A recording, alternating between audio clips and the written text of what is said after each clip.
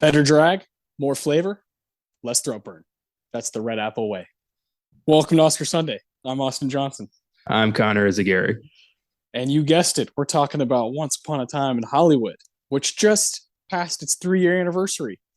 Pretty crazy because I remember this theater experience with you, my friend, just like yesterday. Went to the Alamo Draft House where we both had previously worked, sat down, didn't move for 2 hours and 40 minutes straight, and just enjoyed Tarantino's 9th feature-length film. And I've loved it ever since. It's only grown on me, man. You know, this movie is just like in my eyes perfect and one of his best, most complete works. I don't know if it's my favorite, but I think it's like one of his top 3 or 4 movies, like overall movies. There's a lot of great things going on. From the production design, which won an Oscar. Of course, Brad Pitt, Best Supporting Actor, won the Oscar. He's amazing. Leo's amazing. You got an awesome screenplay from Tarantino where he's kind of doing the what if thing that he's mastered at this point with, of course, with Bastards. And then, he kind of has run with that, with Django and these movies that he likes to kind of fuck with history. And I really appreciate that. It's this like hyper fictionalized, nonfiction and fiction working at the same time. It's really cool. And I'm having a lot of fun with, his filmography still these days. I wonder when that next movie's coming. It's supposed to be his last one, but I won't believe it. I won't believe it until that actually happens. Tarantino himself says that he wants to move on to writing books. I'm all for that. I'm totally down for more stories in whatever format he sees fit. Overall, this movie was nominated 10 times at the 92nd Academy Awards, which was only second behind a little movie called Joker at that ceremony. You had 1917, Once Upon a Time, and I think the other one is, it's The Irishman. All 3 of those all got 10 nominations and Joker got 11. Very easily for me, this is my favorite movie of that bunch. It's not really even close. I really, really wish it would have won Best Picture. I think it's like the Tarantino movie that could have won. It just so happens that Bong Joon-ho came out with a masterpiece himself that year with Parasite. So we'll definitely get into the 92nd Academy Awards at the, towards the end of the episode. Super excited for that because we both are very familiar with 2019. You and I saw a lot of those movies together. It's, of course, the year before everything changed for the movie industry. Right before COVID, right before all the streamers started getting everything. And I fondly remember, that summer and fall of going to the theater every weekend and just kind of watching masters at work. So this is going to be a special episode. Before we really dig into, Once Upon a Time and some of the stuff we're going to be doing, I want to hear about your week because you were in Virginia with Caleb, and I know you got to go see Rage Against the Machine. I'm sure that was a blast. And what else do you guys watch some stuff? I'm sure together. You haven't seen him in a while, so I want to hear about your trip over there. Yeah, it was fun. I had managed to get tickets to see Rage Against the Machine, as well as Run the Jewels, who were opening for them. And Rage hasn't toured in 20 years, and this was a big deal. They were one of the bands I thought I'd written off. I never thought I'd ever be able to see Rage. And not only were they back, it's like they never left. I mean, in a sad way, they're still raging against the same machine, still fighting the same fucking fights. Yeah. But that energy has gotten crazier and it's gotten more, in Washington, D.C., I saw Zach De La Rocha refer to the government as neo-fascist motherfuckers. Yeah. It's beautiful. God, that's amazing. Yeah. I was, we managed to work it out where, Caleb in Virginia, I went up to see him. We drove to D.C. to see the show. It was a 3-hour drive and we had a blast. And then we spent the rest of the time just watching flicks. I showed him some stuff. He showed me some stuff. And I will admit, I simply don't get it when it comes to certain films. Explain. I heard that quite a lot when I would kind of voice my reaction to some of these films because I do not understand why people buy some of these films. All right. He introduced me to a film called Spookies, Okay. which is one of the most nonsensical bullshit movies I've ever seen in my life. But horror fans love it because it's just mindless fun. And I get that. But at the same time, I don't get that. It's hard to explain. That was followed by the cult favorite film Sorority Babes in the Slime Ball Boulderama. Oh boy. Look, if you love these films, all the power to you. I don't want to take that away from you. It's not my scene. It's not mine. I can't latch on to bullshit. I can't. So, Caleb loves these movies. He wanted to show me some goofy shit. He succeeded. I showed him The Brood, which he liked. I also showed him The Burbs, which he loved. And So I Married an Axe Murderer. Showed him that too. Beautiful.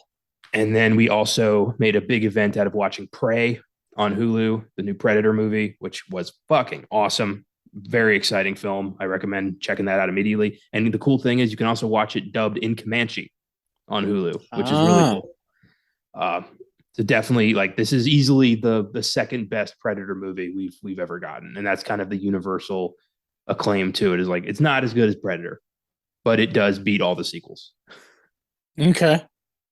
Kind of like what happened when Halloween 2018 came out, and people were like, "Oh, this isn't the '70s original, but it's pretty damn good compared to all the other remakes and sequels." So, well, and this was such a cool idea. It's the Predator's first hunt. It's the first time he was on Earth. 300 years ago in 1719 in the Ohio River Valley, I think it is, and a Comanche warrior is kind of uses the Predator as a way to kind of prove herself to her tribe, as like, I can hunt something this dangerous. And it's fucking awesome. It's a really cool story. It's got some incredible moments, some insane gore. And I was very impressed. I really hope this does well so I can get more.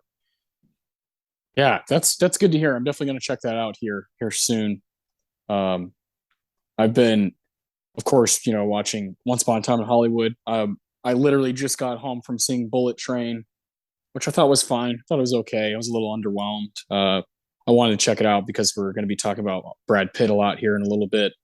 Connor and I have both prepared a top 5 Brad Pitt performances. Safe to say that Bullet Train did not make the cut. But that's, Brad Pitt's done so many fucking movies. So it was going to be hard to break into that top 5 either way. These are 5 movies I've seen multiple times. So, but it was okay. I don't know why I set my expectations so high. It's the guy who directed Deadpool 2, Atomic Blonde, one of the Fast and Furious fucking movies. Like, he doesn't have like the best resume, and he's definitely built for something like Deadpool, where it's just violence, comedy, violence, comedy, violence, comedy. And this movie, I just wanted more from the cast. I wanted more from just the writing. I thought some of the writing was like a little too slapstick for me.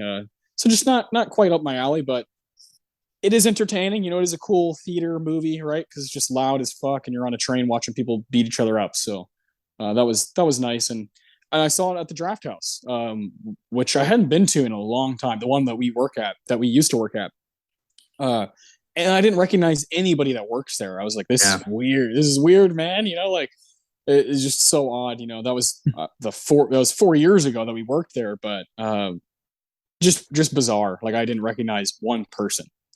Last weekend, I went to see Pulp Fiction with my cousin Miles at our Draft House, and I did recognize one person, and it was somebody I fucking despised. Okay, wait. Like, yeah. I won't say the name, but does it start with an R? Yes, it does. Okay, I thought I saw him too. Okay, all right. Sorry, buddy. Yeah, I was like, I looked at Brianna. I was like, I'm pretty sure that's that fucker, and she was like, no way. Like, I was like, yeah, he was like in high school when we worked with him. And so he probably comes back for the summers from school or something. I don't know. And yeah, I was just like, God, yeah, I'm in the same boat as you. I'm not the biggest fan. That's hilarious. So that's confirmed. Okay. So you saw Pulp Fiction at the theater not too long ago. That's cool. Of Yeah. course, that's the first movie we ever did on this show, and we haven't touched Tarantino on any of our podcasts since then. Which is, if you know us, is that's self control right there, my friends. We have made a point to not tackle directors, like do their entire filmography right off the bat. We want to spread it out. We anticipate doing these podcasts for a very long time. With a guy like Tarantino, nearly all of his films you could do on Oscar Sunday. So we want to kind of spread those out. And here we are. It's been over 100 episodes since we talked about him properly on the show, and that was of course Pulp Fiction episode 1. So that's fun. As also, Once Upon a Time in Hollywood was the first bonus episode we ever did of the Filmgazm podcast back when we were doing those. Oh, okay. So that's been taken down, right? Like that's not on the feed, or is it? They're not on the Spotify feed, but if you do want to listen to them, they are still all on YouTube because it's just a pain in the ass to take all that down. And frankly, I didn't want to do it. So fair enough. It's all there. It's extra content. It's not our best work, but it's there. Yeah. Well, in 2019, you and I really kind of sunk our teeth in, and it was just a good year overall. We both liked a lot of movies that year, and it was a good Best Picture race. And we were trying to see movies and then immediately talk about them. I remember doing The Lighthouse and Jojo Rabbit, and obviously Once Upon a Time. So I remember that pretty vividly. So I guess technically this is our third time bringing Tarantino to the to the forefront. See, I see it like you're familiar with Dragon Ball and all that. Like you watched Dragon Ball at least. See, there's the Dragon Ball canon, there's Dragon Ball, Dragon Ball Z, Dragon Ball Super, and then there's all those movies they did that are fun, but they're not canon. But they're fun. That's how I see our bonus episodes. Like they're not really, they don't count, but we did them. Yeah. I totally get that. That's a good analogy. Totally works. Aside from watching Once Upon a Time and Bullet Train, I have been watching movies from 1945 because next week we're going to be doing a little 1945 action. We'll talk about that more later. So I've watched, 3 movies from that year. I've enjoyed a couple of them and one of them not so much. But I did catch, there was one night I had finished one of those 1945 movies that I didn't like. I was like, wasn't really for me, wasn't my thing. And it was like 12:58. I remember looking at the clock and I was like, I should go to bed. And I turned on, I was just flipping through channels, and Rounders, one of my favorite movies of all time, was about to start. And I was like, I have to watch it. I simply have to watch this movie. There's no, that's Rounders. Let me rephrase that. It's not one of my favorite movies of all time, but it is one of my favorite movies to rewatch because I just have such a blast the entire time. I'm obsessed with the characters, Mike McD and Worm. And of course, KGB, John Malkovich is fucking going for it in that movie. John Turturro, everybody's great. And it was on Showtime. So there's no commercials or anything. I was like, I can get through this. It's like an hour and 45 minutes. Let's fucking go. And so I just stayed up till 3 a.m. watching Rounders, and it just gets better and better every time I watch it. I understand it's not, the highest art possible. It's a poker movie. It's a movie about a guy who can't get away from the game. He loves the thrill of being up and then being down, and owing people money and trying to get Worm. Mike McDee's trying to get Worm out of this crazy hole he's in. So that's been the coolest thing I've watched this past week, even though I've seen it 100 times. I just fucking love Rounders, and I'll always go to bat for it. That's really been it for me. Of course, the most recent Better Call Saul episode last Monday was fantastic because we, spoiler alert, we finally got to see, Walter and Jesse, and that was really neat because the way they framed that was you see the RV, the bullet holes in the RV, and you immediately are like, if you're a fan, you're like, oh my God, we're about to see Aaron Paul and Bryan Cranston. We're about to see our boys, the guys who made Breaking Bad what it was. So that was really cool. It was a really good episode, and there's only 2 left, man. I'm so excited to see where this goes, and everything I've been reading about it, I just get the theories and all this different stuff about where the last two episodes are going to go. I cannot wait. I've never been this excited for a TV show. I loved getting some context to, Saul when we first met him in Breaking Bad, kneeling in front of his own grave and being like, it was Ignacio. Like now we know what that meant. And that was so cool. Like I never thought about how that one exchange, did Lalo send you, could turn into this giant, you know, subplot of an entirely different show that feels incredibly rewarding. It's I will I know I say this all the time, but I am in constant awe of Vince Gilligan's ability as a storyteller. It's unparalleled. He really is a genius. You could say that every week, and I wouldn't get annoyed with you. It's the truth. He's one of the best TV writers we've ever had, and for him to, like you said, kind of wrap this stuff around in different ways, it's truly incredible. This is a thing that's been going on for 14 years, and it still like adds up and makes sense. And even if I know, especially the stuff with Gus, like we know what happens to Gus in season 4. Like we know what happens in Breaking Bad. I just don't give a shit. I'm enjoying the ride. I'm enjoying point A to point B of every storyline. With Mike, I love watching Mike, even though I know what happens to him. And so it's been great. I can't wait tomorrow.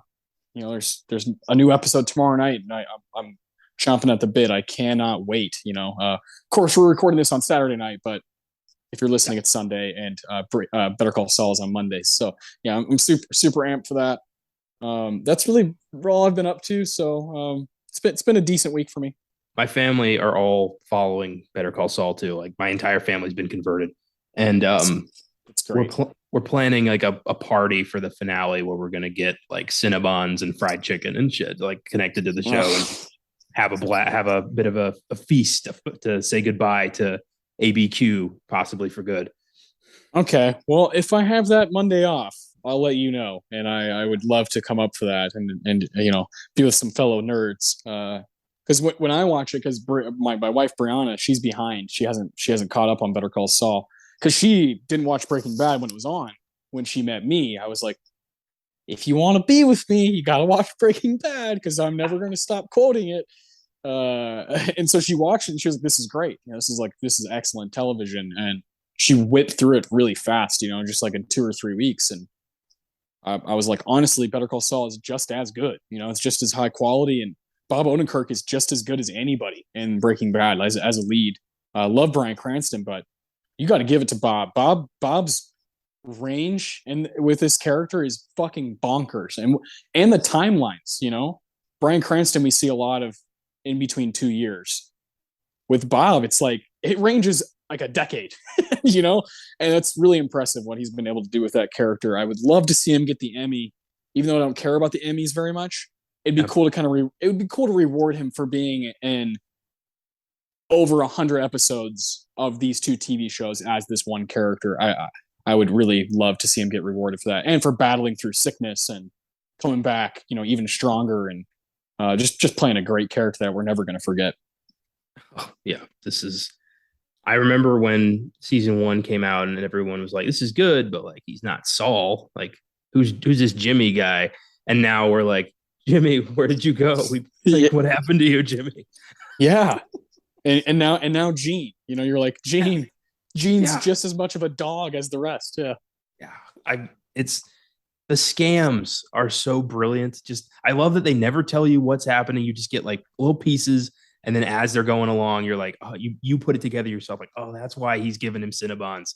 Oh, that's why he's, doing a relay race in the middle of a field. I fucking love this show. Me too, man. And if you're someone who's listened to us, for some time, we don't ever do this. We'd like never bring up TV.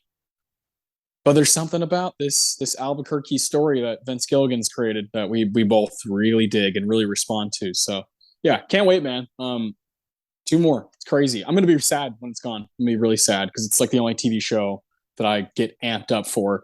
Every other show that I, quote unquote, watch if I get behind on a couple days, I'm like, whatever, it's fine. I'll catch up.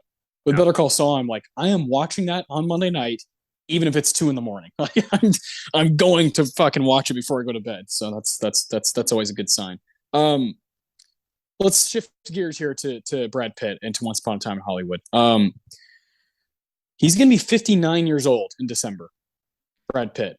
Fuck. Isn't that crazy? Like the guy was born in Oklahoma, 1963, in December. So he's gonna be 59 years old here coming up at the end of the year, and he's obviously aged like fine wine. He's one of the most popular, one of the most profitable leading actors we've ever had. But you said it best a long time ago. You said it best when you were like, Brad Pitt is a character actor stuck in a movie star's body. I've always loved that. Every time I watch him, I'm like, yeah. And I think Once Upon a Time in Hollywood kind of encapsulates that better than any role he's ever had. And Tarantino knows it. He's playing to those kind of like that stereotype, like when he's on the roof and he takes his shirt off and lights a cigarette and is just like, huh, like Brad Pitt's like, I still fucking got it. I am that heartthrob from Thelma and Louise. Like that, I'm still that. Even 25, 20, 30 years later, I can still have that effect on audiences. And he really has put together a 3-decade run that is one of the best we've ever seen. He's on the same level as guys like Leo and guys like Paul Newman, Robert Redford, and Humphrey Bogart, and these like legends of the game. And he's one of those guys. Like he has so many amazing performances to kind of back it up. And what's great now is he has an Oscar win for performance. And I know it like doesn't really matter. It doesn't take away from somebody if they don't have a win, right? Like I think one of the best actors we've had, one of the best character actors we've had is John Goodman. He has nothing to show for with the Oscars. But it is nice when like they get that gold to just kind of solidify their legacy when it comes to the Oscars, and I appreciate that. He was nominated for Best Actor in a Supporting Role for 12 Monkeys, 1995. That was his first nomination, and then it was a big break. There's 13 years in between that and his nomination for The Curious Case of Benjamin Button, Best Actor in a Lead Role, 2008, and then he was nominated again in 2011 for Moneyball, Best Actor in a Lead Role. He was also a executive producer on that film, so he was also given a nomination for Best Picture. And then he was again an executive producer for 12 Years a Slave, 2013, and that won Best Picture, so he was able to take a statue for that. And then he was nominated again for The Big Short, 2015, also as an executive producer. And then finally, 2019's Once Upon a Time in Hollywood, he won Best Actor in a Supporting Role, and he basically won it in July when the movie came out. The movie came out July 26th, in 2019, and basically a week later, people were like, yeah, he's going to walk the stage to where now most people would have like no idea who the other people were that were nominated. Sometimes you have a race.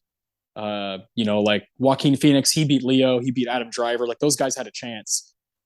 Nobody had a chance against Cliff Booth. It was just that kind of performance that just grabbed people, and it reminded you of the power of Brad Pitt.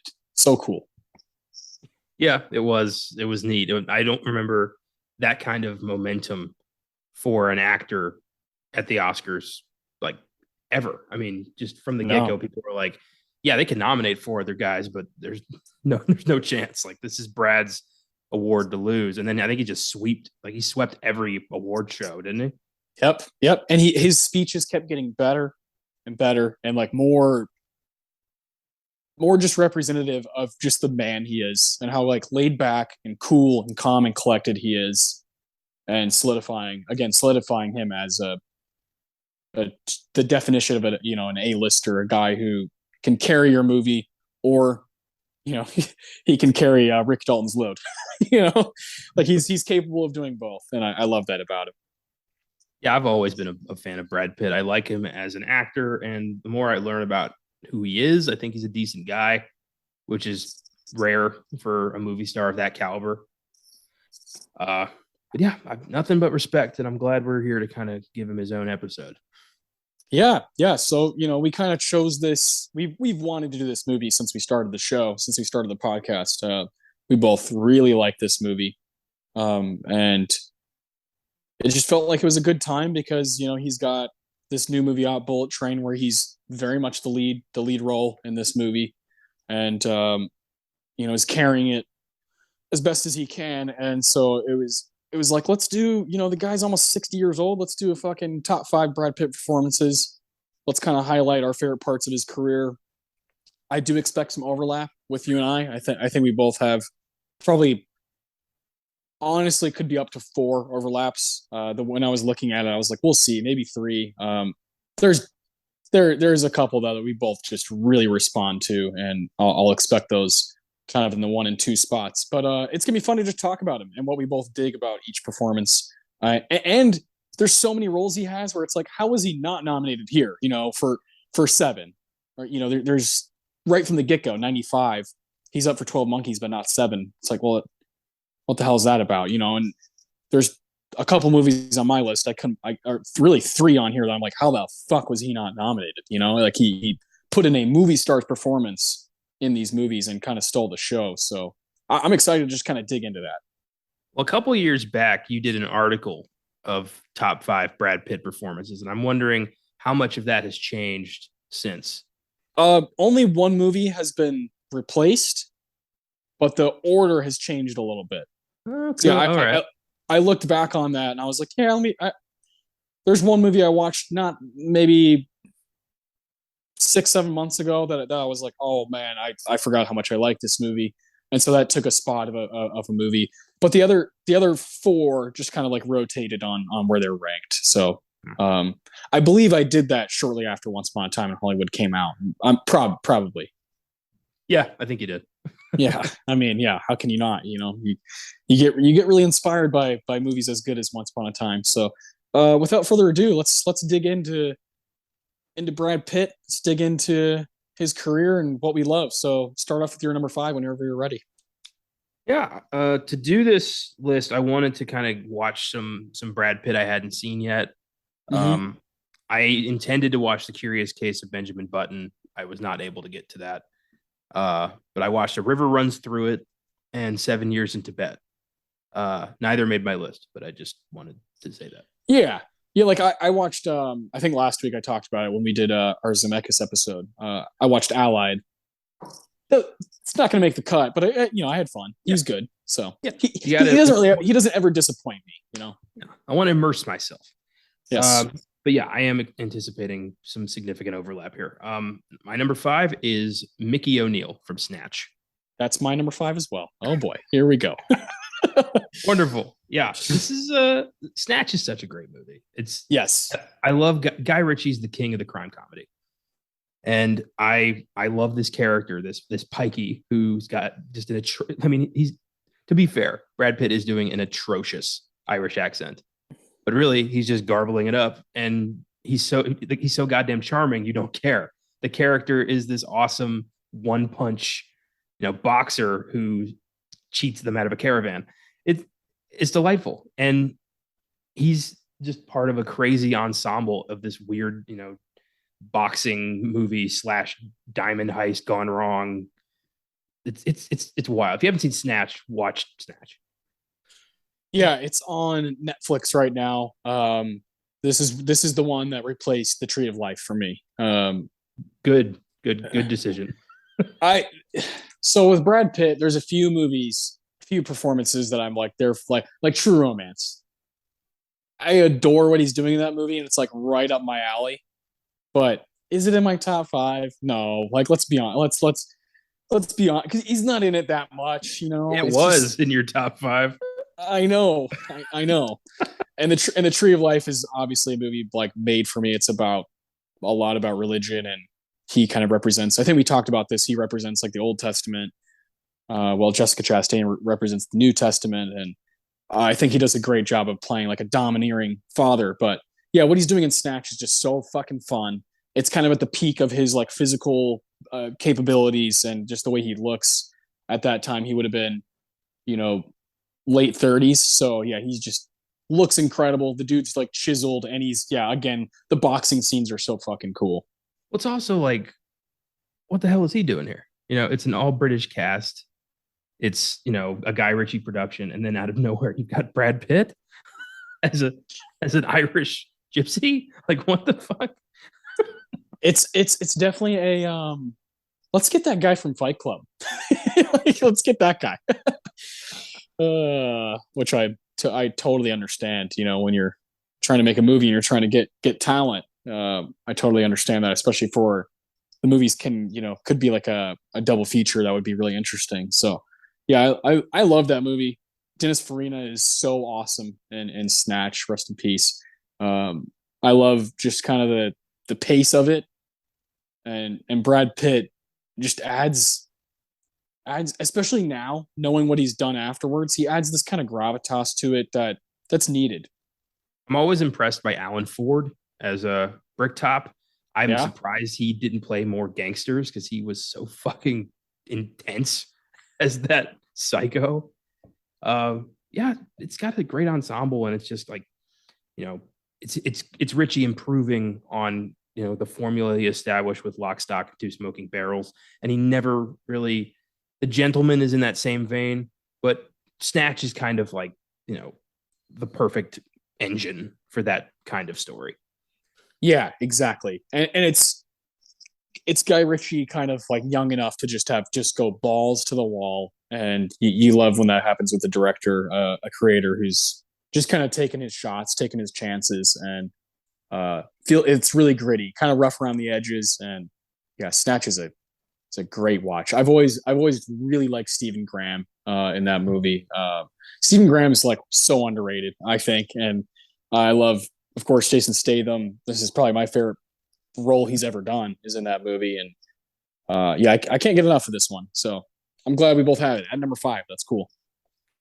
Yes, very cool.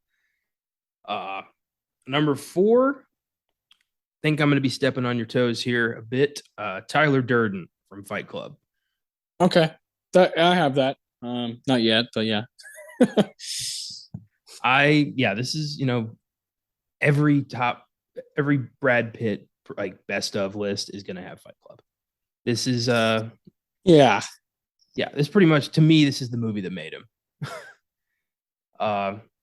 Tyler Durden he's a man's darkest urges come to life, a man's anarchy, his rage at society manifested into this sketchy soap salesman who just takes him for a ride, and you believe him as this charismatic cult leader who's turning Joe Schmoes into an army, and you never question it once. And I love that you kind of, the first time you're watching this, it takes you a while to realize Tyler's the bad guy. It's really an insane film, and he is absolutely astonishing in it.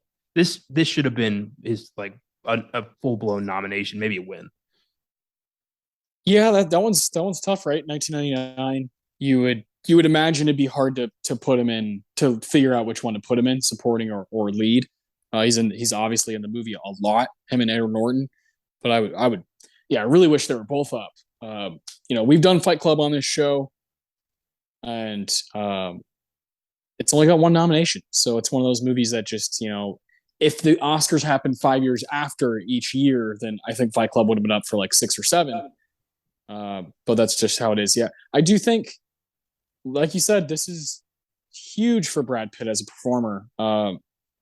He has 7 in his bag, but he's in the 90s. He's mainly just like a heartthrob guy who's like really good looking, gets the ladies, gets the ladies going, and he kind of fades in and out of movies, but he showed this really, really wild tenacity with the Fincher stuff.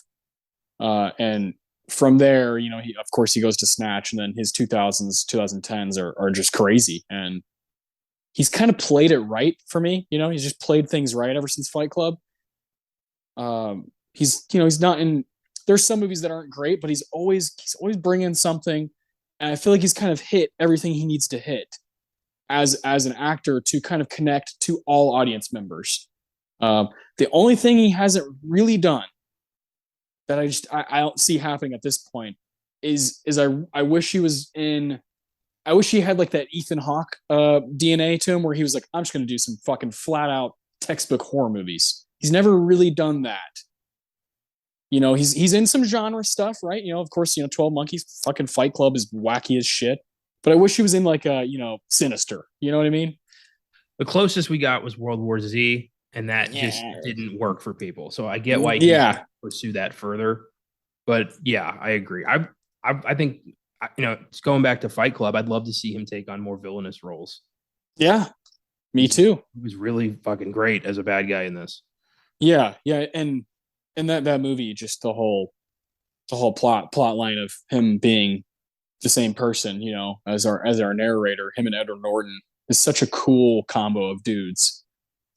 And Norton's coming off of Rounders and American History X and Primal Fear, and they're both clearly coming into their own. They're like, hey, we're going to be around for a couple decades doing this acting thing. So it's really cool. And of course, we just a little while ago we're talking about Brad Pitt's a guy who wants to make movies too. He wants to produce and fund things and help people make their dreams come true. And he just played it right, man. So I do think Fight Club is just like a huge deal for him to see how a guy like Fincher works and what this really can be. And what a cool character. So that's your number 4. That's my number 3.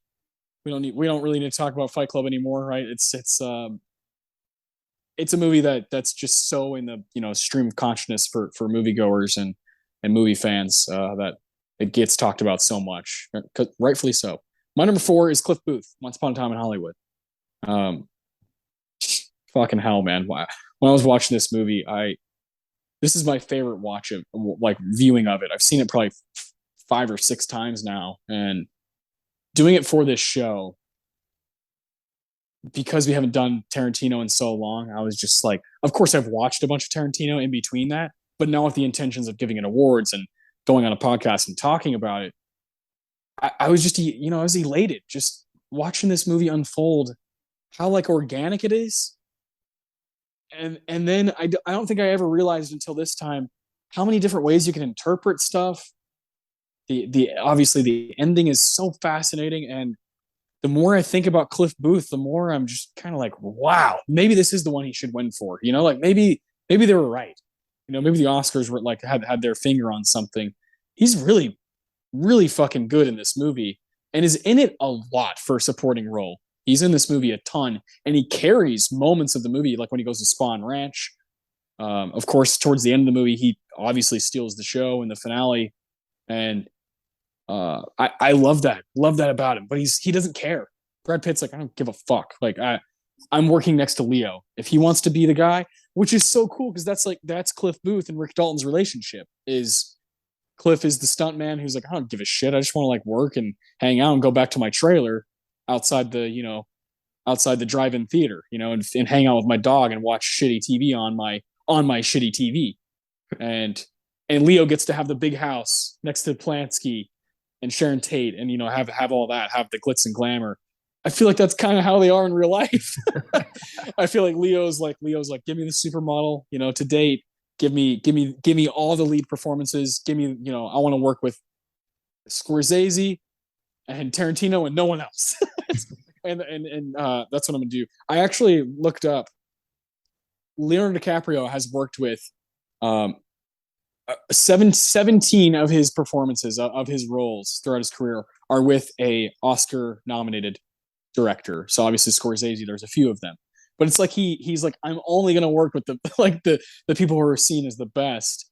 And Pitt is more like, I'll fucking do whatever, and it's kind of like Dalton and Booth, it's really cool how these two massive movie stars play these kind of washed up losers in Once Upon a Time, but it works. It like mirrors their real life. It's really fascinating. Tarantino clearly knew what he was doing with those two guys.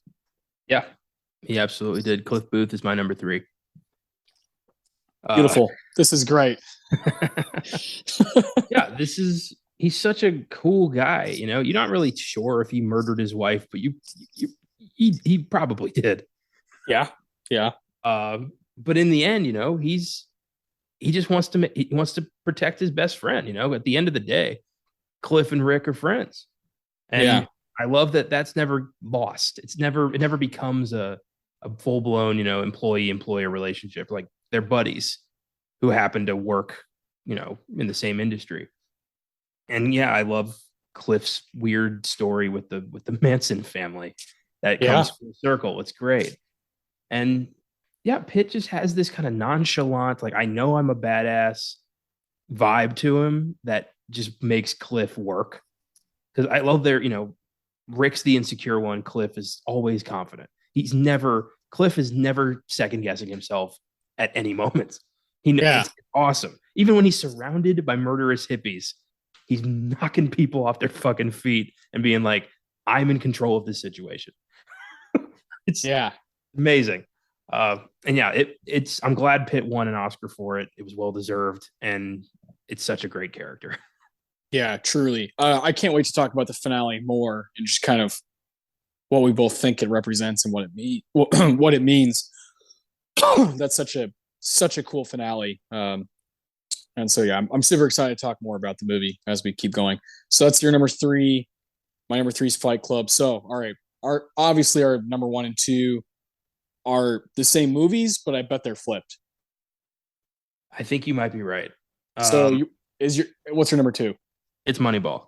Okay, yeah, and my number one is Moneyball. My number two is Bastards. Yeah, I mean, come on, come on. Yep, and my number one is Bastards. Yeah, so let's talk about Moneyball first, and then Bastards. We have the same five movies for Brad Pitt, who has like 100 acting credits. Yeah, this is why we do a podcast together. You love it. Yeah, Moneyball is a blast. It's a movie about baseball statistics, and it's amazing. And Billy Bean is just this, this coach or this manager. That's what he was. He's a GM, so he's like Philip Seymour Hoffman plays the manager who like actually works with the players on the field. The general manager is the guy who makes trades and kind of is in control of he's in control of who comes to the team, who leaves. And he answers to the owner, right? Correct. Yeah. So he's like one step below the owners. Yeah. Okay. Yeah. Yeah. See, movies are my thing. Baseball. It is, it can be quite boring if you're watching on TV, but throw Brad Pitt and Philip Seymour Hoffman in there and you're having a blast. Yeah. You have Aaron Sorkin write a screenplay about, how the Oakland A's like crack the code, and you've got a masterpiece on your hands. Yeah, and I'll give credit to Jonah Hill. He's amazing in this movie too. Yeah. But Pitt is just, this beacon of optimism and hope who's like, we're going to pull this off. And everybody is telling him, this is stupid. Don't do this. You're going to tank your team. You're going to lose your job. You're going to be a laughing stock.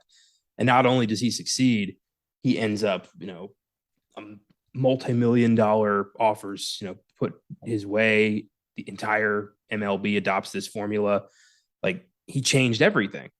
And it's the craziest thing is that like I shouldn't give a shit, but I care the entire time based on not only, Sorkin's screenplay, but the strength of Pitt's performance as, our hero.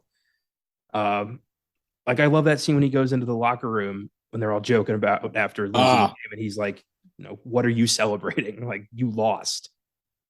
Like it's great. Those moments where like the mask fades and you realize, he's not happy. He's got a lot of shit happening, divorce. He's a single dad. He's like trying to make that work. And also, the entire world is against him. And that shit gets to you.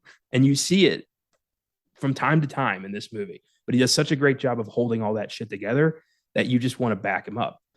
It's a great performance and an amazing movie that I never thought I'd like. Okay, yeah, that's you hit on a lot of things why it's my number one. I think he needs this role for like his legacy and his stature as a performer more than any of the other ones that we've talked about. Not many people can do this and make the movie interesting.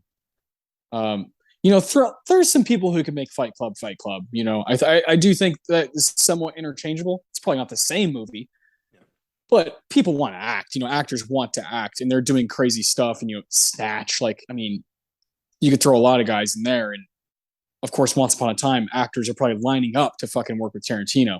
Moneyball is like such a challenging role to succeed in because of how patient it is, and because it's about statistics. It's about baseball statistics. There's probably my favorite scene is when he first brings Jonah Hill in to kind of talk about what they're going to be doing moving forward, and he's explaining, look, you guys are trying to replace these all-star players who we couldn't pay, so they moved to the Yankees or the Red Sox, these huge markets that can pay them tons of money. You guys are trying to replace those names. He's like, I want to replace what they did on the field. And I love when he points at Jonah Hill and he's like, why? And Jonah Hill's like, because he gets on base. And they're like, yeah, but that guy can't swing. That guy sucks. And they're like, doesn't matter. We don't care what it looks like. We want to build a team that can win baseball games over baseball seasons. They play 162 games. So you have to create a formula like Billy Beane did to kind of over time, is this going to add up to where we get enough wins to make to the playoffs and move forward? And he does it with the smallest payroll in the entire league. And the A's have, once he left the A's in real life, he at the end of the movie, it's a really cool ending because the Red Sox are like, hey, we want to hire you. We can pay you. And he's like, no, I'm going to do my thing here. And in real life, later on, he ended up taking a bigger job and was like, I need to get paid more. I'm like I'm working overtime for these motherfuckers. So he ends up, taking a bigger job. But there was a time where he stuck with it. It was like, this is what my legacy is going to be. This is what I'm going to be known for. And Pitt's like to me, the only guy in America that could have done that job and done it successfully. And he can do the Sorkin thing seamlessly, the walk and talk. There's moments where he's walking down the hallway talking shit to Philip Seymour Hoffman. And I'm like, man, Pitt does this just as well as anybody in any Sorkin movie. The walk and talk and the kind of business side of things that we shouldn't care about. But because it's Sorkin writing and these actors, executing it, it just works. Moneyball is probably my favorite movie from 2011. And really, really wish it would have won Best Picture. I just think it's like way better than The Artist, and a movie that people still care about. And The Artist nobody really ever talks about. I've always thought Moneyball is this kind of underlying, like, just American masterpiece that doesn't get quite the right recognition, and is so huge for Brad Pitt's legacy. And I fucking love that movie. It's another one like Rounders. If it's on, I'm going to watch the rest of the movie no matter where it's at. If there's 2 hours left, if there's 45 minutes left, there's 15 minutes left, I'm going to watch whatever's left. I just adore that movie. It's become pretty much like that for me too. I've watched it about 4 or 5 times now, and it's an amazing watch. It's a fun movie. It's funny. It's dramatic.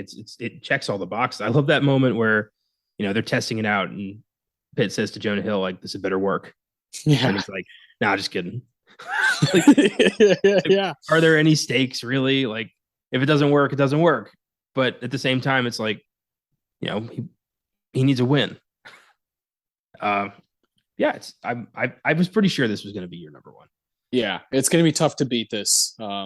As I continue watching his movies forever, it's going to be hard to top that. I just connect with it, and I've started to really, really get into baseball these past 2 years. I loved it as a kid, and then I kind of gave it up in my high school years. I was like, I just don't, I watched too many other things, but it's really the only sport that's on the whole summer.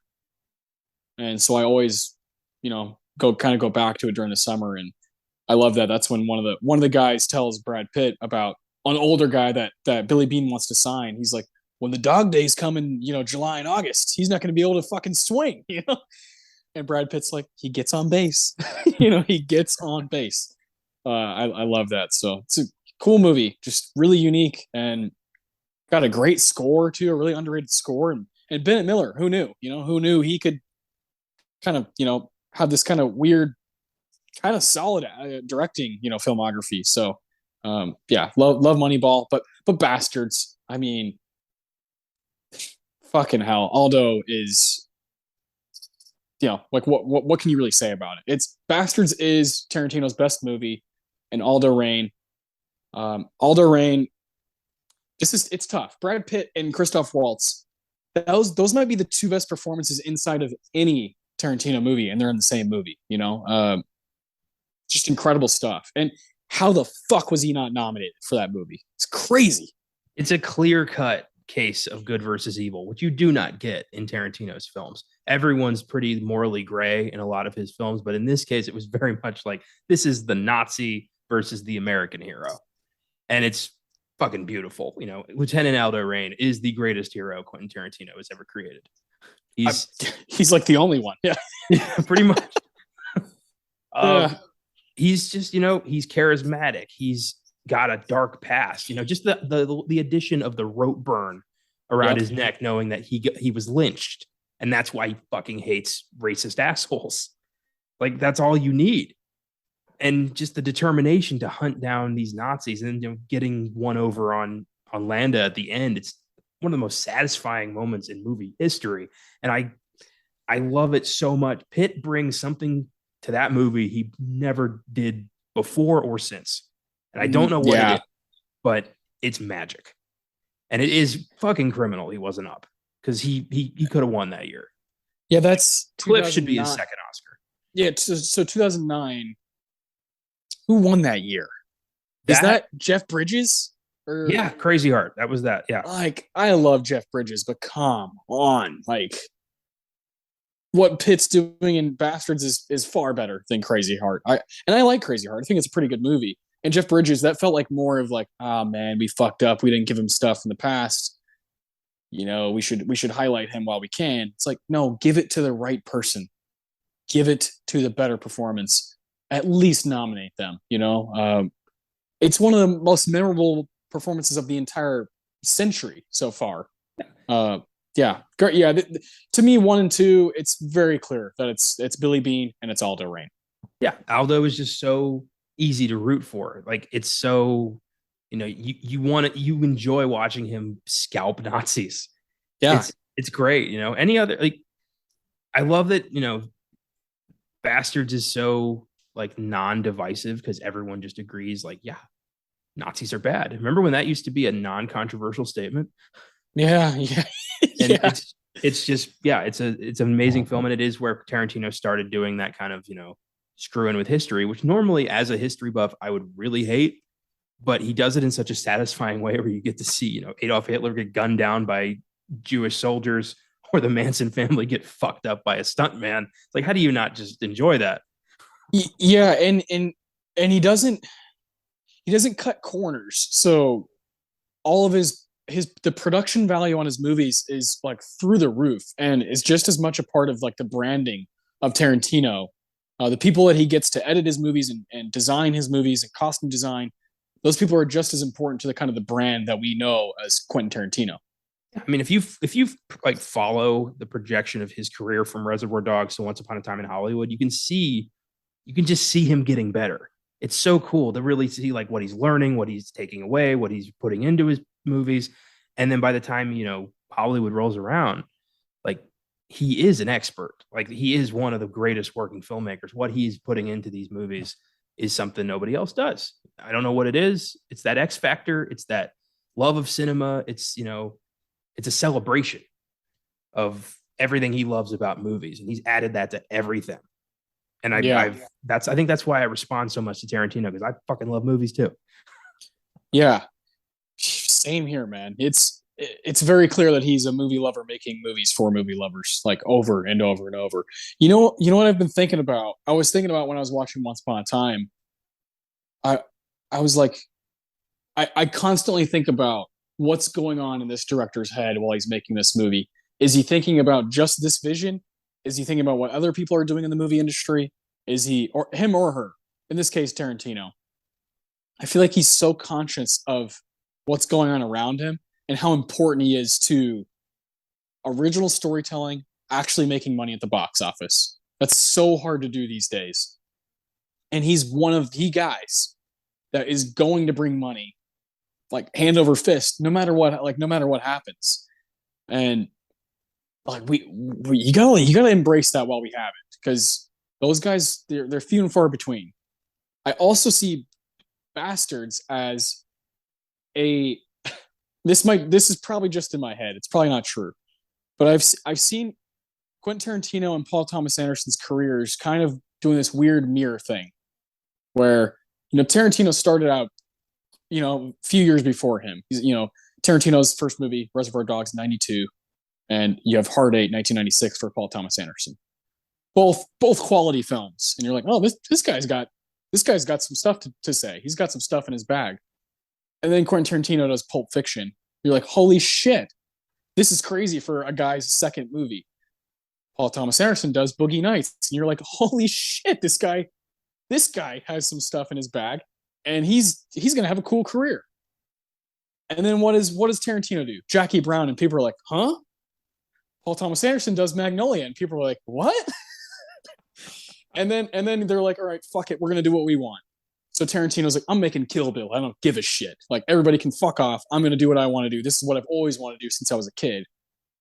And Paul Thomas Anderson's like, I've always wanted to work with Adam Sandler, so I'm going to make a love story with Adam Sandler in it. I don't give a shit what anybody thinks.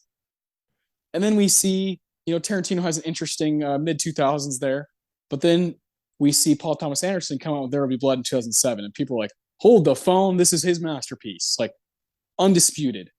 And then Tarantino comes out with Bastards, and it's like, what the fuck? Like, how do we have two guys like this making movies at the same time, almost going like playing ping pong, like, okay, like, what do you have? What do you have? And it comes all the way, and Django comes out the same year as The Master. You're like, these guys are too fucking good at their job. Hateful Eight comes out in 2015.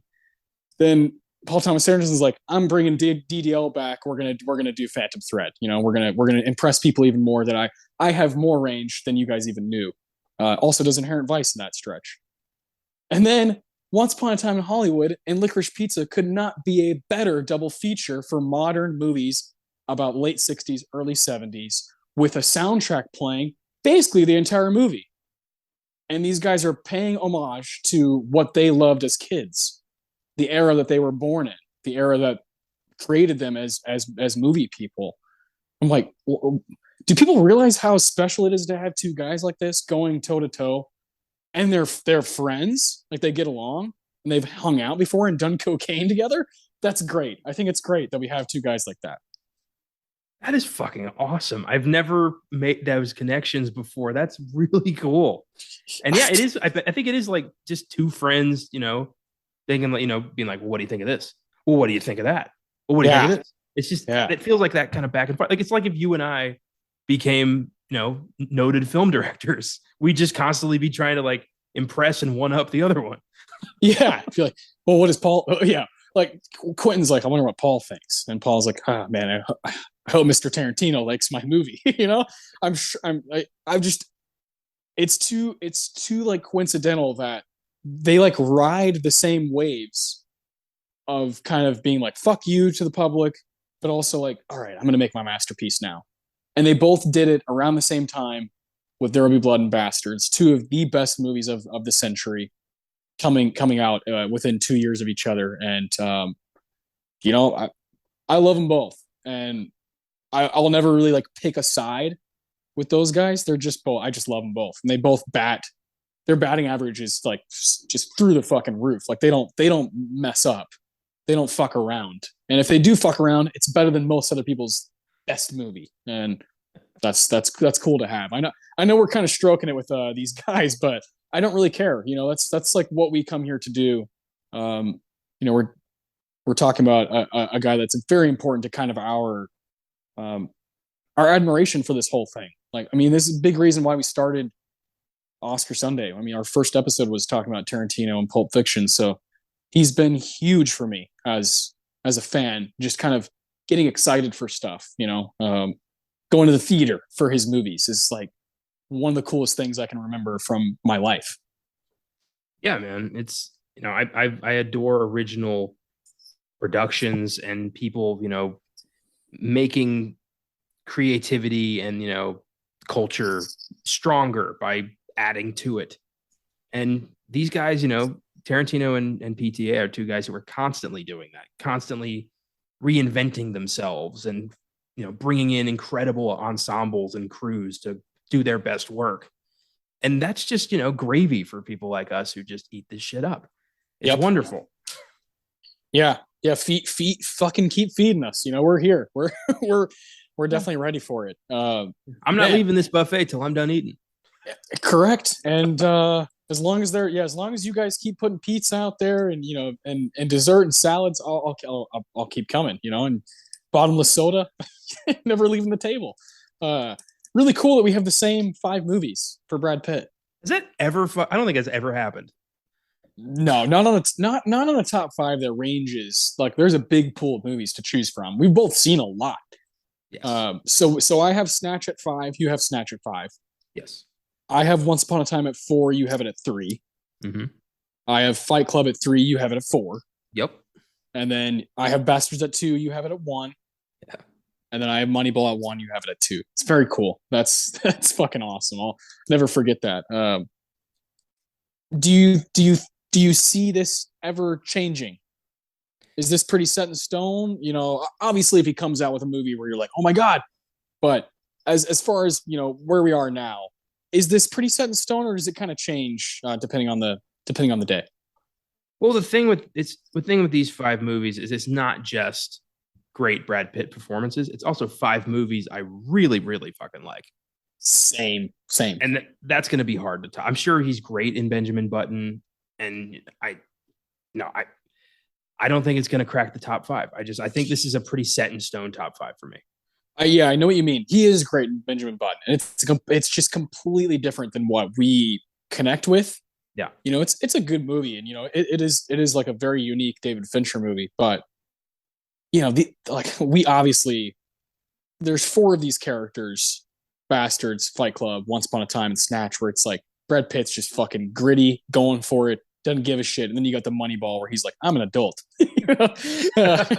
Which is cool. It's cool that that's what we connect with. But he's so good in Moneyball, and like the kind of definition of like a movie star's performance, drama, docudrama almost. That it's that good that we both have it here. So I like that. That's cool. We got 4 character actor performances and 1 movie star.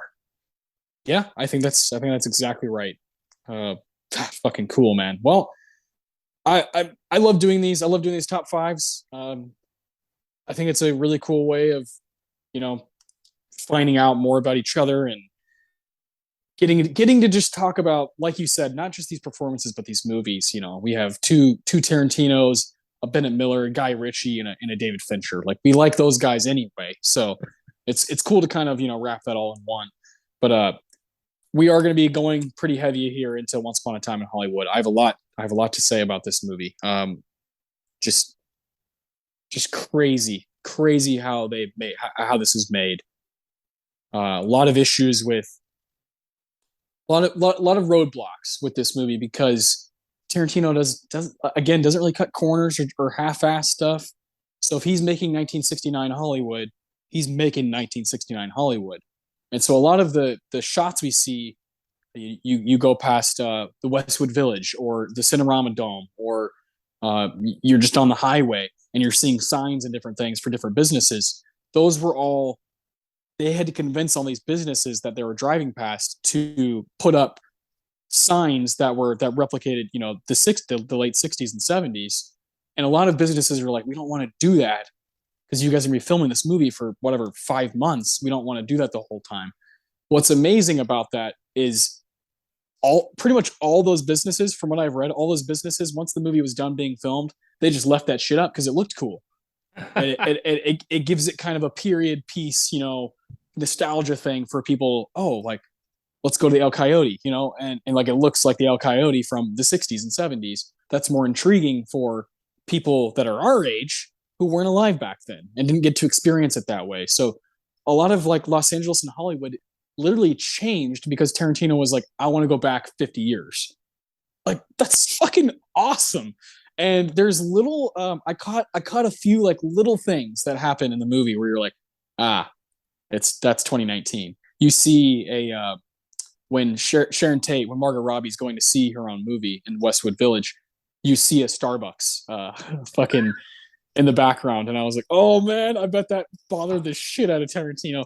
And then when Cliff is driving at one point, you see a Subway, and Subway didn't exist like until the late 70s. You're like, oh, that's I'm sure that pissed him off so much, but there's nothing he could do about it. Just little stuff like that. I'm the more I watch this movie, that's the kind of stuff I'm paying attention to. Is like this movie is almost perfect in the way it captures a time and place without using really. It's like all practical effects, all of it, and that's the Quentin Tarantino way. I am surprised that he didn't like pay for VFX out of his own pocket to just erase the Starbucks and the Subway. Yeah, isn't that great? Like I'm surprised he didn't just say like, here's $30 million, take care of it. The budget's insane for this movie because this is his first time breaking away from the Weinsteins, right? Because of because we all know what. So Sony, they're the ones who kind of were like, all right, we'll give you free reins, and they gave him basically do whatever you want. You have final cut. You can do whatever you want with this movie, and it cost a lot of money. And to hire Leo and Brad Pitt in the same movie, Brad Pitt, for everything I've read, all the research I was doing about these two guys, Brad Pitt makes on average for each movie he's in makes on average $15 to $20 million. It's like, I mean, that's a shit ton of money. That's a that's a huge chunk of your budget, and Leo's around the same. So you got two guys who are the definition of A-listers at the top of your bill, and that already most people couldn't do that. Most people couldn't make that movie with guys like that. So Tarantino just doesn't want to. He wants everything to be perfect, and this movie is damn near perfect in the way he set everything up. I've got a few pick and nits with some of the decisions that were made, some of the casting, but overall, man, this is like a dream. And if you love this era, you kind of love that late 60s going into the 70s. All old Hollywood is passing, and here comes new Hollywood. It's like it's for you, and I couldn't be more grateful for what this movie is and what it represents.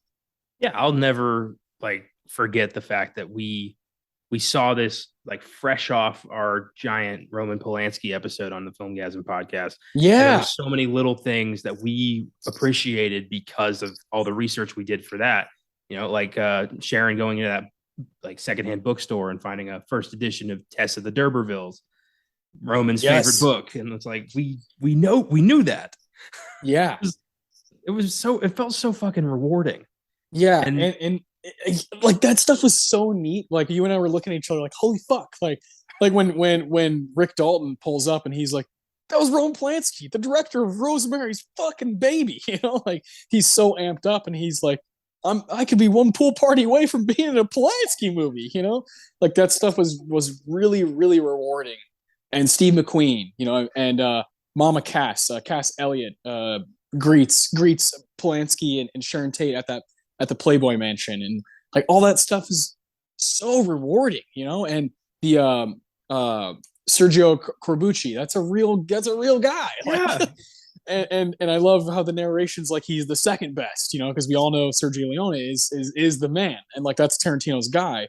Like that stuff was really fucking cool. And then he created Rick Dalton and Cliff Booth in the middle of all this. Yeah. Like, who fucking has the balls to do that? First off, to fuck with real life, and also have these two kind of monumental characters played by monumental actors. Just everything mashes up, and you're like, this is perfect. This makes sense. These guys could have existed. I do just want to throw out real quick. Do you know what film Sergio Corbucci is most known for? I don't think so. What is it? 1966's Django. Okay, yeah, that's right. Yeah, I did read that. Which is like, yeah, of course. Yeah. Yeah. If you know that, you're just like, you got so many fucking layers of fan service happening in your own head that like not everybody is privy to. You have this own like just appreciation for like your own fandom. It's such a cool little thing. And he doesn't tell you any of this shit. He just assumes you're gonna know that if you're watching this movie. Yeah, correct. It's not spoon feeding, but if you don't know, it's still like really entertaining. Yeah. It like still has that Tarantino factor of like, I just make shit that's fun to watch. The runtime goes by like nothing. And That's like the power of him. One of my favorite things while watching it this time was because I hadn't sat down and like watched the whole thing in a while since we went to Los Angeles back in December. And when Margot Robbie, when Sharon Tate goes to Westwood, dude, I was like about to cry. I was like, I mean, that's the Fox. That's where we went to see Licorice Pizza. Like that's we saw a Paul Thomas Anderson movie at that theater. She goes to the Bruin, which is across the street. Which when we were there, they were about to have a big Spider-Man thing, and we were like, oh my god, that street was like we could live here. We could be homeless and live right here. It'd be totally fine. There's two theaters right next to each other and restaurants and bars and stuff. And it just felt like this movie kingdom. And so to see Sharon Tate go there, and one of the most charming and like beautiful scenes Tarantino has ever directed is when Margot Robbie goes to see her own movie. It's such like a beautiful, beautiful scene because Sharon Tate, let's be honest, like her legacy now is not her performances. It's not her acting. It's unfortunately being murdered by the freaky Manson family. So it was really cool that Tarantino basically rewrote history for her. Like, hey, this girl was actually going to become a big fucking deal. You know, she was probably going to have a really cool career. She was young. You know, she was really young, and she was going to have probably, you know, a 30 or 40-year career ahead of her where she was going to be a, you know, a well-ranging performer. And like that, it was cool to see him be like, hey, let's remind people of like the life she did live and how nice of a performer she was and how nice of a person she seemed to be. I like really respected that and really respond to that. I love that Westwood scene. It's really cool. Yeah, it was cool to have that moment of like I was there. Yeah, we But, walked on that street and like saw a movie. Yeah, it's really cool. and it is, you know, it is unfortunately the ripple effect of the Manson murders, you know, not just on you know history, but also on popular culture. You know, losing Sharon Tate put Roman Polanski into a spiral that, you know, caused him to make some really fucking terrible decisions. And I wonder, you know, in this universe where, you know, Cliff fucks these assholes up and Sharon Tate, you know, becomes friends with Rick Dalton and helps his career get back on track. Like what happens in that world? And I want to live in that world where we get to see, you know, where everything just worked out. Everything was fine. There's this like the ending has this kind of just vibe of like everything's gonna be okay. And I like that a lot. It really just knowing, you know, what really happened and seeing what could have happened if we'd had a Cliff Booth. Just yeah. It's like a fairy tale at the end. The way it, and especially with that shot that Tarantino uses of going up into the trees and into the clouds in the nighttime. Yeah. Like, and good night. You know, like that's such a cool ending. I can't. We're gonna talk a lot about that finale. Let's fucking get into our awards, man. We clearly like this movie a lot, so let's do it. Of course, we have the Quentin Tarantino Award for the best quote, which is cool. It's cool to say that and then be doing a Tarantino movie.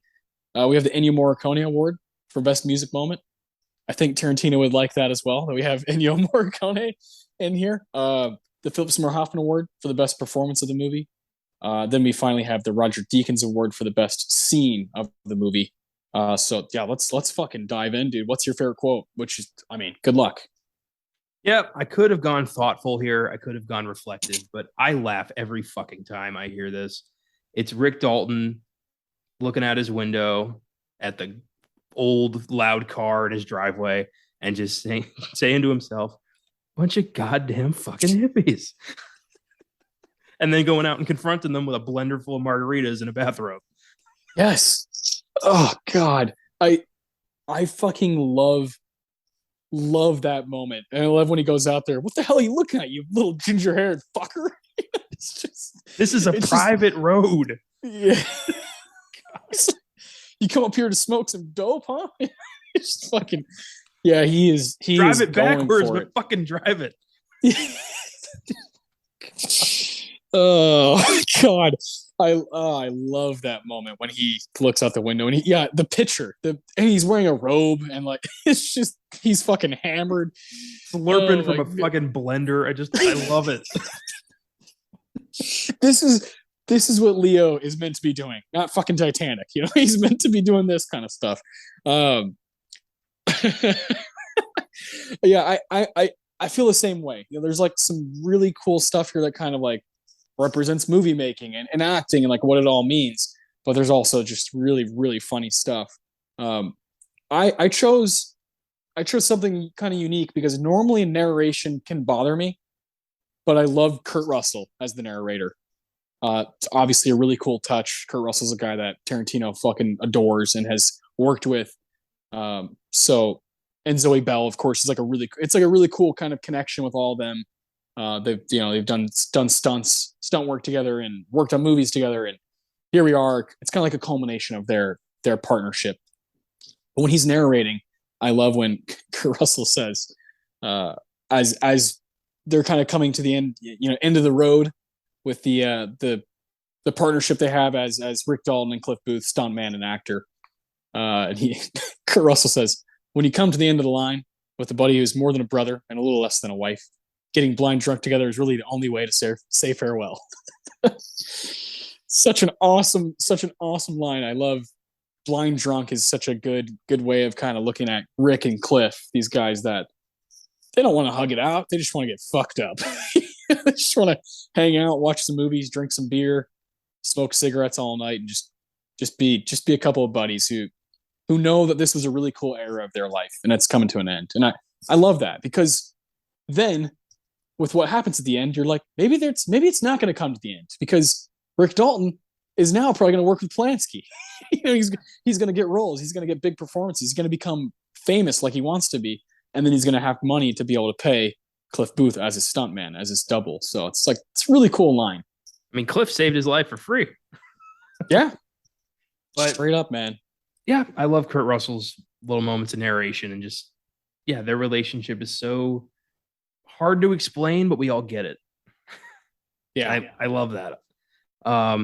I toyed with some stuff when he's playing Caleb Decatu in the Lancer pilot. Yes. And you get a little Calvin Candy in that performance. I love that. Yeah. When the director tells him, all right, give me evil, sexy Hamlet. Yes. I love that so much. Evil, sexy Hamlet. It's so good. I love when he's like, you want me to be a fucking hippie? It's like, he hates hippies so much. Yeah. I love that kind of like storyline that keeps coming up, that Rick Dalton does not like hippies. Oh, yeah. I had one I wanted to bring up. Fuck! I lost it. Maybe it'll come back to me. I almost chose. To me, this is like some of the most impressive writing Tarantino's done, just as kind of encapsulating a lot of his thoughts about what's going on watching movies. And it's the little girl Trudy, and she says, I believe it's the job of an actor, and I say actor, not actress, because the word actress is nonsensical.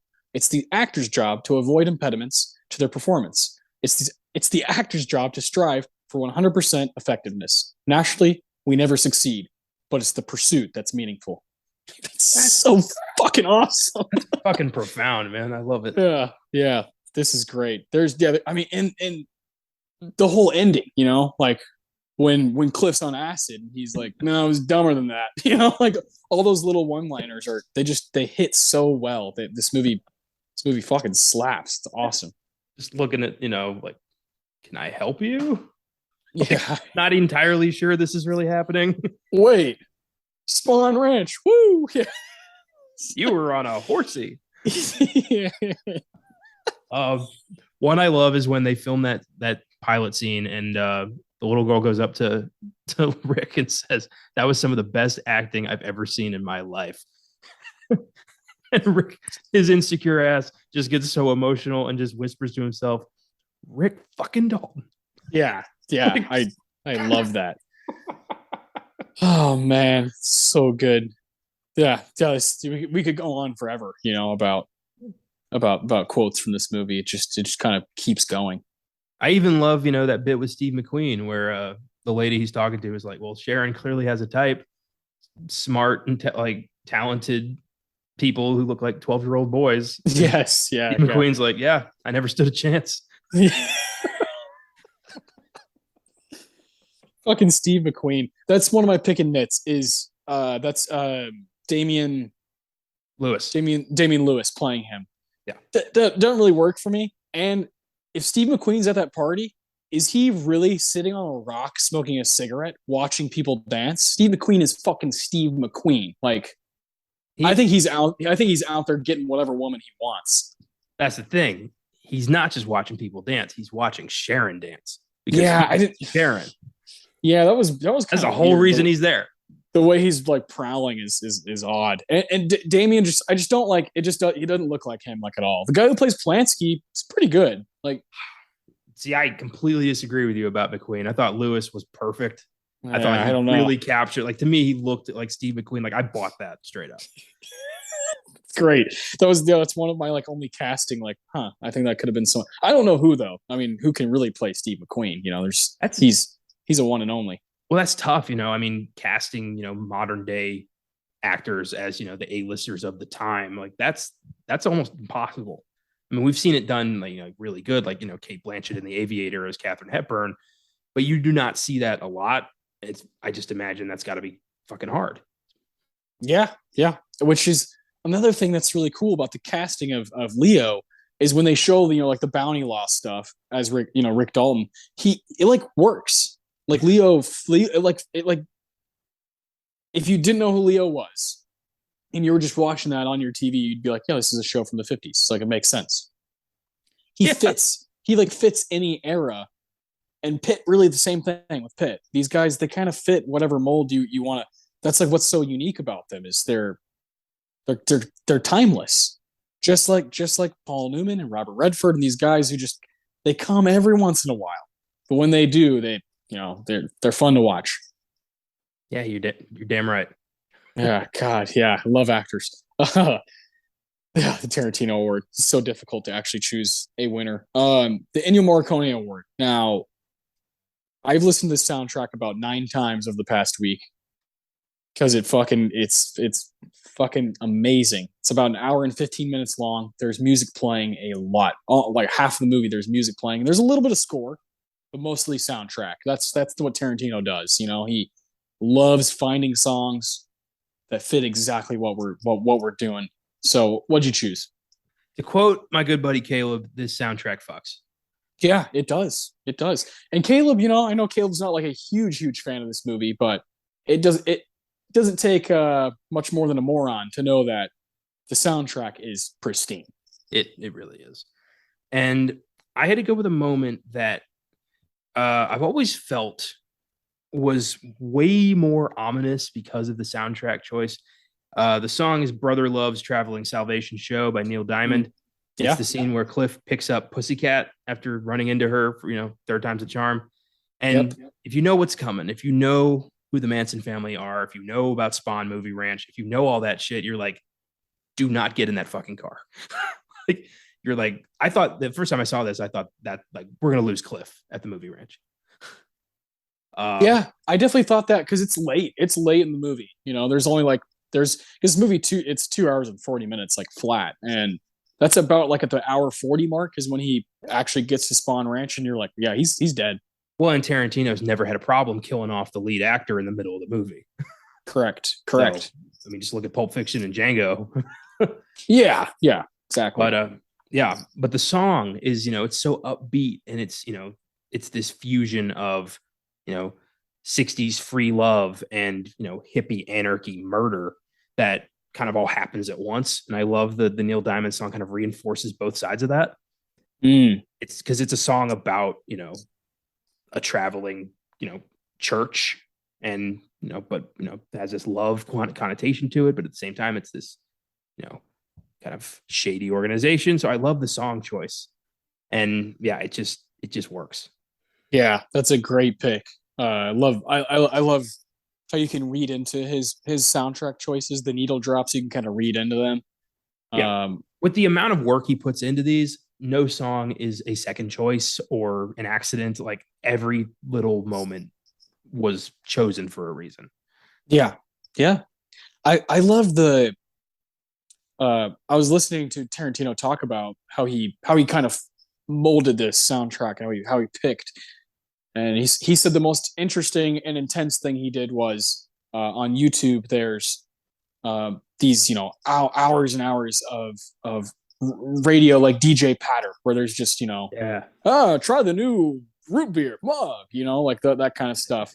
That's like my favorite stuff in this movie, when it's just random shit playing on the radio.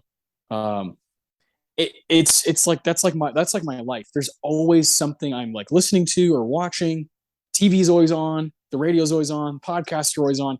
I'm always consuming. That's like one of my flaws as a person. I cannot stop consuming.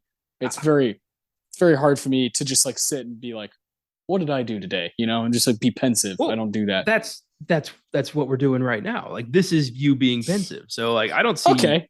I don't see your constant like consuming as a flaw. I definitely do, just because sometimes I'm like, do I know who I am? I'm just always like Tarantino, Paul Thomas Anderson, Spike Lee, Jean-Luc Godard, Fellini. Just like I have to eat everything up, and I won't stop. That's good though that it's not a problem. But I love all that stuff. It reminds you, those little commercials remind you of, even if it's a commercial, even if it's an ad, like we always just have shit on, always, constantly, and that's always been the case. Well, I love that Tarantino kind of mixes, real history with some of his own bullshit. And you don't really notice unless you're paying attention. Like early on when Rick has his meeting with Schwartz, Yes. little Al Pacino Yes. action. Love that. Yeah. Yeah. He's listing the TV shows he's, been working on. And he did a, Ron Ely Tarzan, and he did a Green Hornet, and he says he did a Bingo Martin. Bingo Martin's not a real TV show. A Green Hornet. Yeah. Yeah. FBI, that was real. Combat, that's real. But Bingo Martin, Tarantino pulled out of his ass. Yeah. Yeah. Like, I looked it up. I'm like, I wonder, Bingo Martin, who's Scott Brown? Let's look this up. They don't fucking exist. Yeah. I kind of felt like I felt like I'd fallen for it. You got punked. Yeah. I did. For a moment, I'm like, he got me. That's great. Isn't that I have no problem being punked by Tarantino. I'll keep being punked. I love that about him, that I think he's making sure you're paying attention as a dedicated viewer. He's like, are you really watching my movie, or are you just another person, another fucking guy who's just, yeah, Brad Pitt was great. You're really trying to figure out what is his goal here. I bet that's exactly what he's fucking doing. He's weeding out like his idea of like true fans, and it's kind of fucked up, but I get it.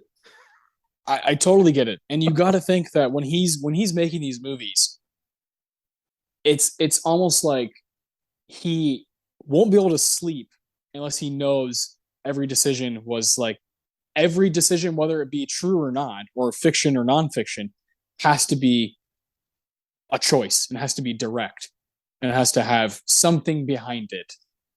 Otherwise, he's like, why would I make the movie? Like, if I can't make a decision every split second, then like, what's the point? I've always loved that about it. I've always loved that attention to detail, and his vision is so far beyond, like, I think most humans, like most human brains, like can't reach that far. A lot of people will have like, tons of cameras on different angles. He uses one camera because he knows like exactly what he wants. This is the shot. Whereas like he's talked about his admiration for guys like, Tony Scott or Brian De Palma, who are like, I'm gonna have 13 cameras on one scene just in case I miss something. Tarantino's like, I didn't miss anything. I know exactly where I want to go with it. That's fucking awesome. There is so much ego behind that. Fuck yeah. Fuck yeah. It's fucking earned at this point. It's like, if you make that many masterpieces, like, yeah, how do you not think you're God's gift to cinema? Yeah. I don't really care. I don't really care, because I've been listening to him more and more, because he's starting to like be on more stuff and be more open to the public. And he's definitely, he's winding down. He's winding down his actual directing career. He's gonna, he has a child now.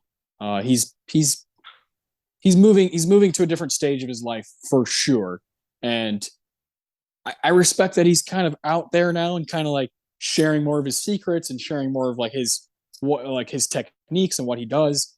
And so I've been eating that up. Any podcast I see him on, I'm like, fuck yeah, I'm listening to that. Him and Roger Avery are all over the place now, and like that's pretty special. If you're a cinephile, that's stuff you can eat up. Earlier today, I saw he declared Jaws the greatest movie ever made. Oh yeah, yeah. He says stuff so definitively, and I'm like, I want to be like that. He's I like, know it's no, he's like, no, like he this has is spoken. yeah, yeah. He said multiple times over his own movies. He's like, Social Network is the best movie of the 2010s. He's like, and if you think differently, you're wrong. you're you're like, what? This guy's fucking insane. He's literally telling you like this is the greatest movie of all time. Not what do you think the greatest movie of all time? It's like no, it's this. It's not an opinion based thing. Like it's this. I am the dictionary. Yeah, like I'm the ruler, and I almost don't care because I'm like this guy's seen so much, and he cares so much, and he can recall things. I was listening to him talk about movies from 1987, and he's seen uh what's that Spielberg movie, Empire of the Sun? Yeah. He's seen that movie one time in theaters, and that's 35 years ago, and he recalls it like it's yesterday. I'm like, how the fuck do you do that? He's go, oh, yeah, I remember this one shot that I really liked. Like, what the fuck is wrong with you, dude? Like, you were like in your 20s watching this Spielberg movie that you haven't seen since, but you can remember it the way we're talking about Once Upon a Time in Hollywood. It's like, what? This guy's got a different gear in his head that we don't have. People don't have. That is interesting. I have some thoughts of my own, but I don't want to say them in a recorded stis. I'll tell you when we're done. Okay. I don't want it to come back and bite me in the ass. Yeah. That's fantastic. I love stuff like that. That's the juice. So your Ennio goes to Neil Diamond. I love that. That's a great needle drop. Really, really big moment in the movie too. I went with something that just is like just fun and cool. It's when Bob Seger's Rambling Gambling Man is playing, and Cliff Booth is driving fucking fast as shit down the highway, going to his trailer behind the Van Nuys drive-in theater. Yeah. It's just a really amazing bit of here's movie star, here's great needle drop, driving. Just fucking mash it all up, and that's how you make movies. It's awesome. I was this close. I had that written down before the Neil Diamond song, and then I was like, "No, I'm gonna go with the Neil Diamond song." Yeah, that was so close to being my pick. It's a badass song. Bob Seger's underrated, man. I don't think our generation quite understands how big he was. I fucking love Bob Seger. Like nobody makes me reflect more than Bob Seger doing like Night Moves or Against the Wind. I have this moment of like, have I made the right decisions in life? Like, how do you not? Yeah. It's just like the pensive man kind of music where you're just kind of like, yeah, I'm gonna sit back, have a cold beer, and think about my life. Yeah, listen to some fucking Seeger. Yeah, he's one of those guys. I feel as I'm getting older and like getting closer to 30 than I am 20. I start to listen to guys like this more often. You're like, and I'm a dad. I'm like, I should listen to more dad music. And Bob Seger is a dad. He's a dad guy. Absolutely. Like you can't be a dad without bringing Bob Seger into your life. It's like part of the contract. Yeah, yeah, and like I used to be when I was like a teenager, and a lot of my friends would make fun of me for some of the music I would listen to, just because it wasn't as hip or new or whatever.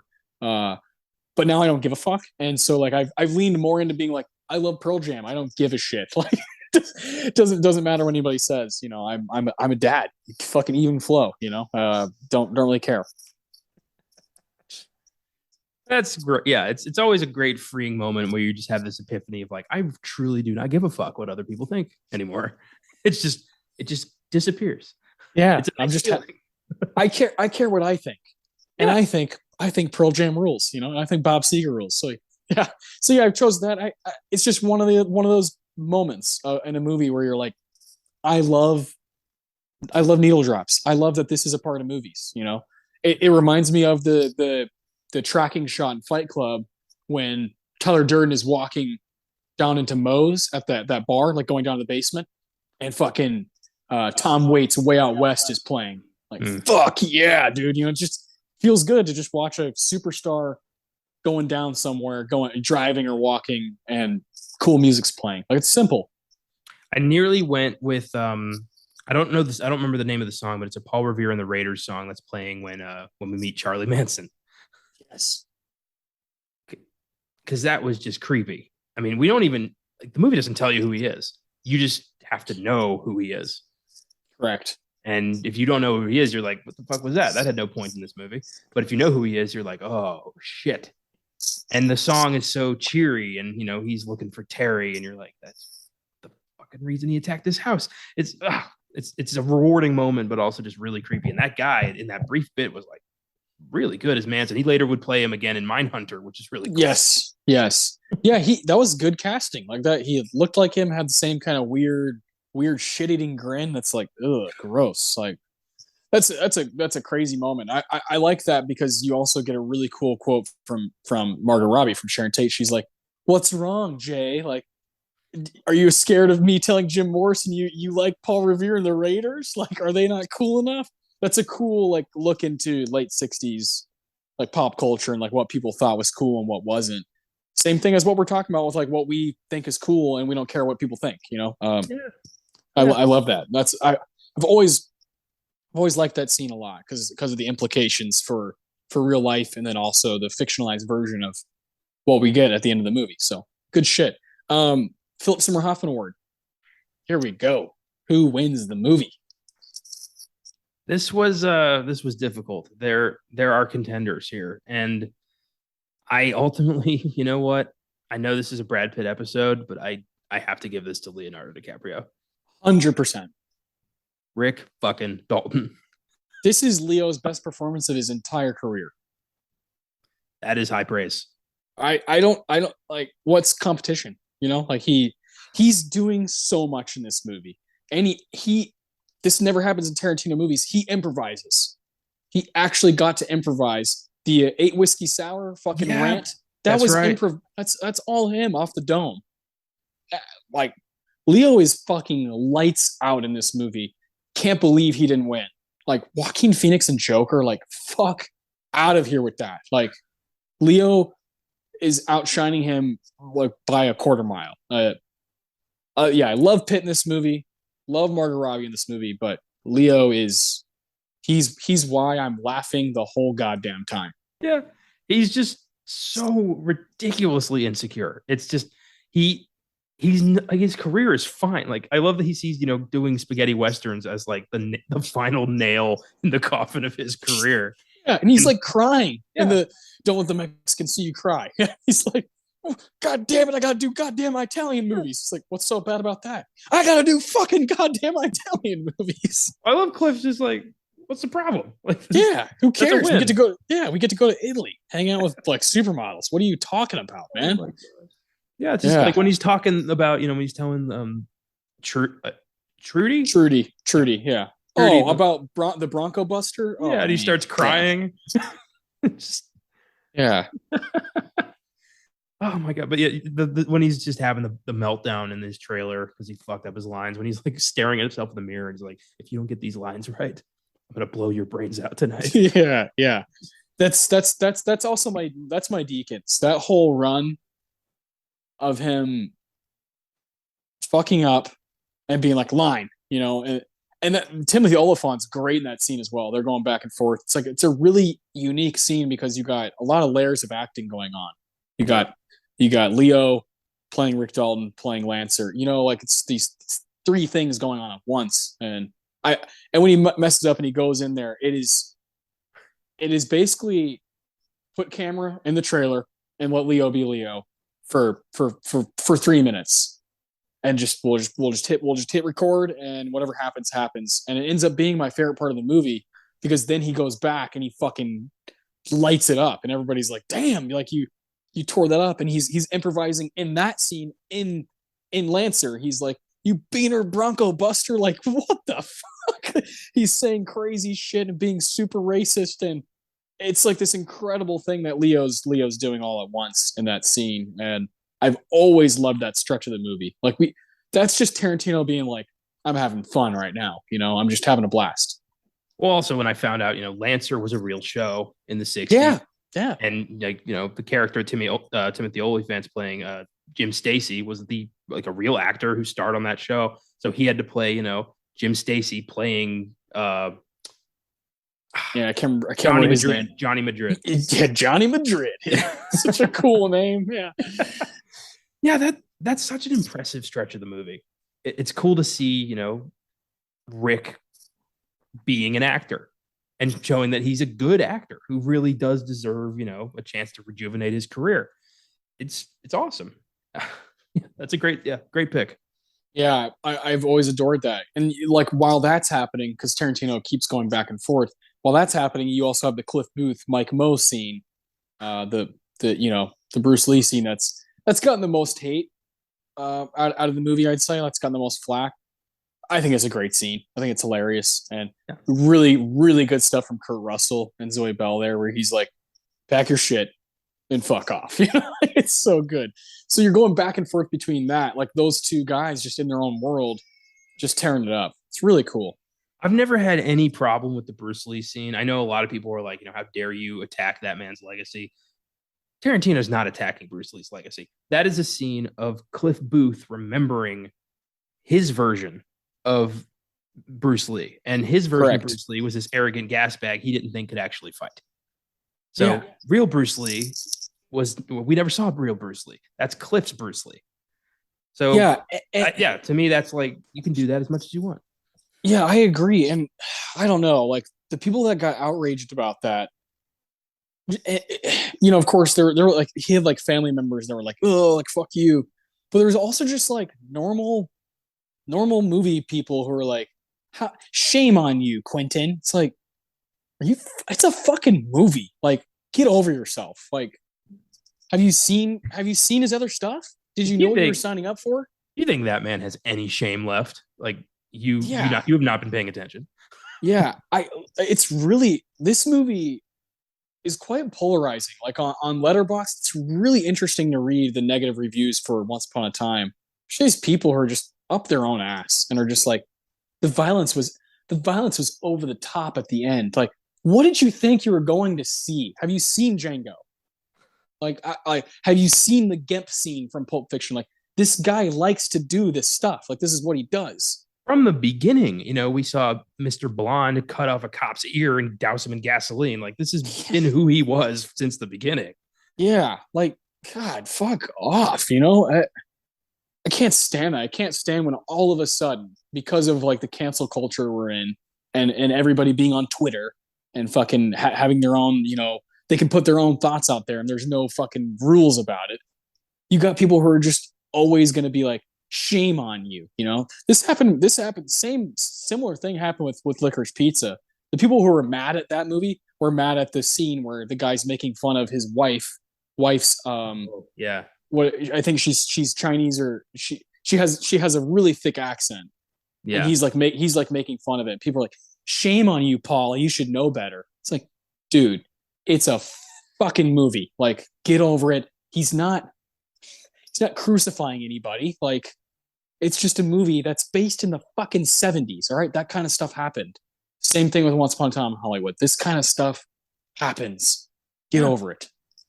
I mean, I think the violence was totally justified. I wanted to see these fuckers die. I mean, I know what they did. What they really did was killed a pregnant woman and all of her friends. So, and see them suffer. And the Mansons did much more. And like in Django, it's great. The finale is great. You're like, a bunch of racist people get killed by a black guy. This is fantastic. Like, that's the thing. It's Tarantino. His uber violence is always justified. It's Nazis or it's slave owners or it's serial killers. Like, they deserve to be brutally ripped apart, and I want to see it. And with him, it's not like that's all it is. You get a whole goddamn movie with amazing production design, great performances, great screenplay, and good story to go along with that. So it's not just out of nowhere. You know what's coming if you know anything about history. Like, if you know anything, you're like, this is probably not going to be pretty. I mean, I can't stand that. The Mike Moe thing, the Bruce Lee thing. I understand that argument much more than the violence argument, much more, because that's tough. That's tough for like his family members, people who actually knew him and whatnot. But also, that was good press for Bruce Lee. That like put Bruce Lee on the front lines of like, oh, let's go back and watch his old movies and like appreciate his his career, because there's a lot of people who haven't done that. So Yes. I do think there was something good about that whole thing. And I love that scene when they have the friendly contest and you got Cliff Booth and Bruce Lee going at it. It's cool. Yeah, I want to know who the hell, where did Cliff learn to fight where he can keep up with Bruce Lee? Correct. Yeah. Yeah. Me too. And Uh, I'd love to see Bruce Lee and Muhammad Ali fight, Cassius Clay fight. Like that'd be. yeah, I mean, come on, come on. It's I cool to think about. personally, I love Bruce Lee, but I do think Cliff is right. I think Cassius would fuck him up. That's just, Yeah, I think Cassius would almost fuck up anybody that's ever lived. Yeah. yeah, So yeah. It's fun to think about. And Tarantino's like, I'm gonna put it in my movie. You know. it's essentially just, big budget fan fiction. Like that's pretty much Exactly. what he's doing. Exactly. Yeah. So I'm always willing to read and hear the other side of things. But man, there's this letterbox community out there that's just like, let's just attack anything that people like. Let's fucking attack it. It's like, can you go save some whales or something? Like fucking can you go over there and stop? Like stop, get off your fucking high horse. Like just stop. And I get like humor out of it. I'm like, oh, let me read another 1-star review of Once Upon a Time in Hollywood. See what this fucker's pissed about, and they're usually just fucking ranting about nothing. So it's funny. So yeah, fuck them. Here we are. We're I do think some of that conversation is over now. I think most people just like this movie. I think most people appreciate it. Yeah, I mean, when it came out, there's always going to be some kind of discourse, and people do like to be heard. God, do they like to be heard? Yes, my voice matters. Yeah, like I'd say about 15% of voices actually matter. if that. Yeah, Yeah, and that's being generous. yeah. We're being nice. All right, so we got off track there a little bit, but it's all in the name of the game here. Yeah. What's your deacons? It's always been Cliff and Brandy fucking up the Manson family. Yes, Nothing's beaten that. That is one of my favorite bits of film I've ever seen. Just when I saw that for the first time, I couldn't look. I don't think I blinked for like 3 minutes. I was like, "What? This is amazing." Just from Tex Watson getting a pit bull to the balls, from the girl getting slammed into the phone, and a fucking dog food can right in the face. It's like, yeah, fuck all of you. yeah, and the just, flamethrower. Yeah, oh god. I love Rick just freaking the fuck out. Like, what the fuck? When she falls into the pool, he's like, he didn't even know what was going on. And his immediate reaction is, I got to get the flamethrower. Which is great because we saw that from the beginning of him being like, anybody order sauerkraut? I do love when he's like practicing with the guy and he's like, oh, that's too hot. Can we do anything about that heat? The guy's like, Rick, it's a flamethrower. Can we do anything about that heat? Oh, Rick Dalton's such a diva. That they let him keep that. Like I don't know much about weapon laws. Are you allowed to just legally own a flamethrower? I don't know. Maybe in 1969. I don't know. Maybe in Texas, honestly. You could probably own anything down here. Seriously, I don't think there's any rules. Like if somebody had like a small tactical nuke, I'm sure they'd be able to argue like, I have a permit. Yeah, I have a catapult in my backyard in case anybody comes by. Oh my lord, that's great. Yeah, that whole stretch is just awesome and so cathartic for people who know about what happened to Sharon Tate and her friends.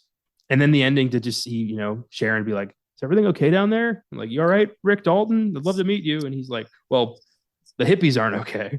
Yeah, but that's for damn sure. Yeah, burns him to a crisp. I love how casual Jay Sebring was about that. It's like, oh, you still got the flamethrower. He's like, yep, still got the flamethrower. He's like, yeah, from McCluskey. Yeah, like yeah, he totally knows what's going on. He's like, wait, you're Rick Dalton from Bounty Law. He's like, Jay Cahill. Such a cool bit. Oh man, yeah, and that touch of Sharon Tate being on the intercom, it's almost like he's gone to heaven. It's like an angelic voice over the intercom. the gates to the the Polanski house Yep. are like the fucking pearly gates. Like he's entered the promised land, Yeah. and his career is going to be saved. Like the hippies died so that Rick Dalton's career could live. Yeah. Isn't that great? Oh man. So that scene, the way I interpreted this watch was, and maybe you've thought about this before. I've definitely toyed with it, but I haven't put it all together.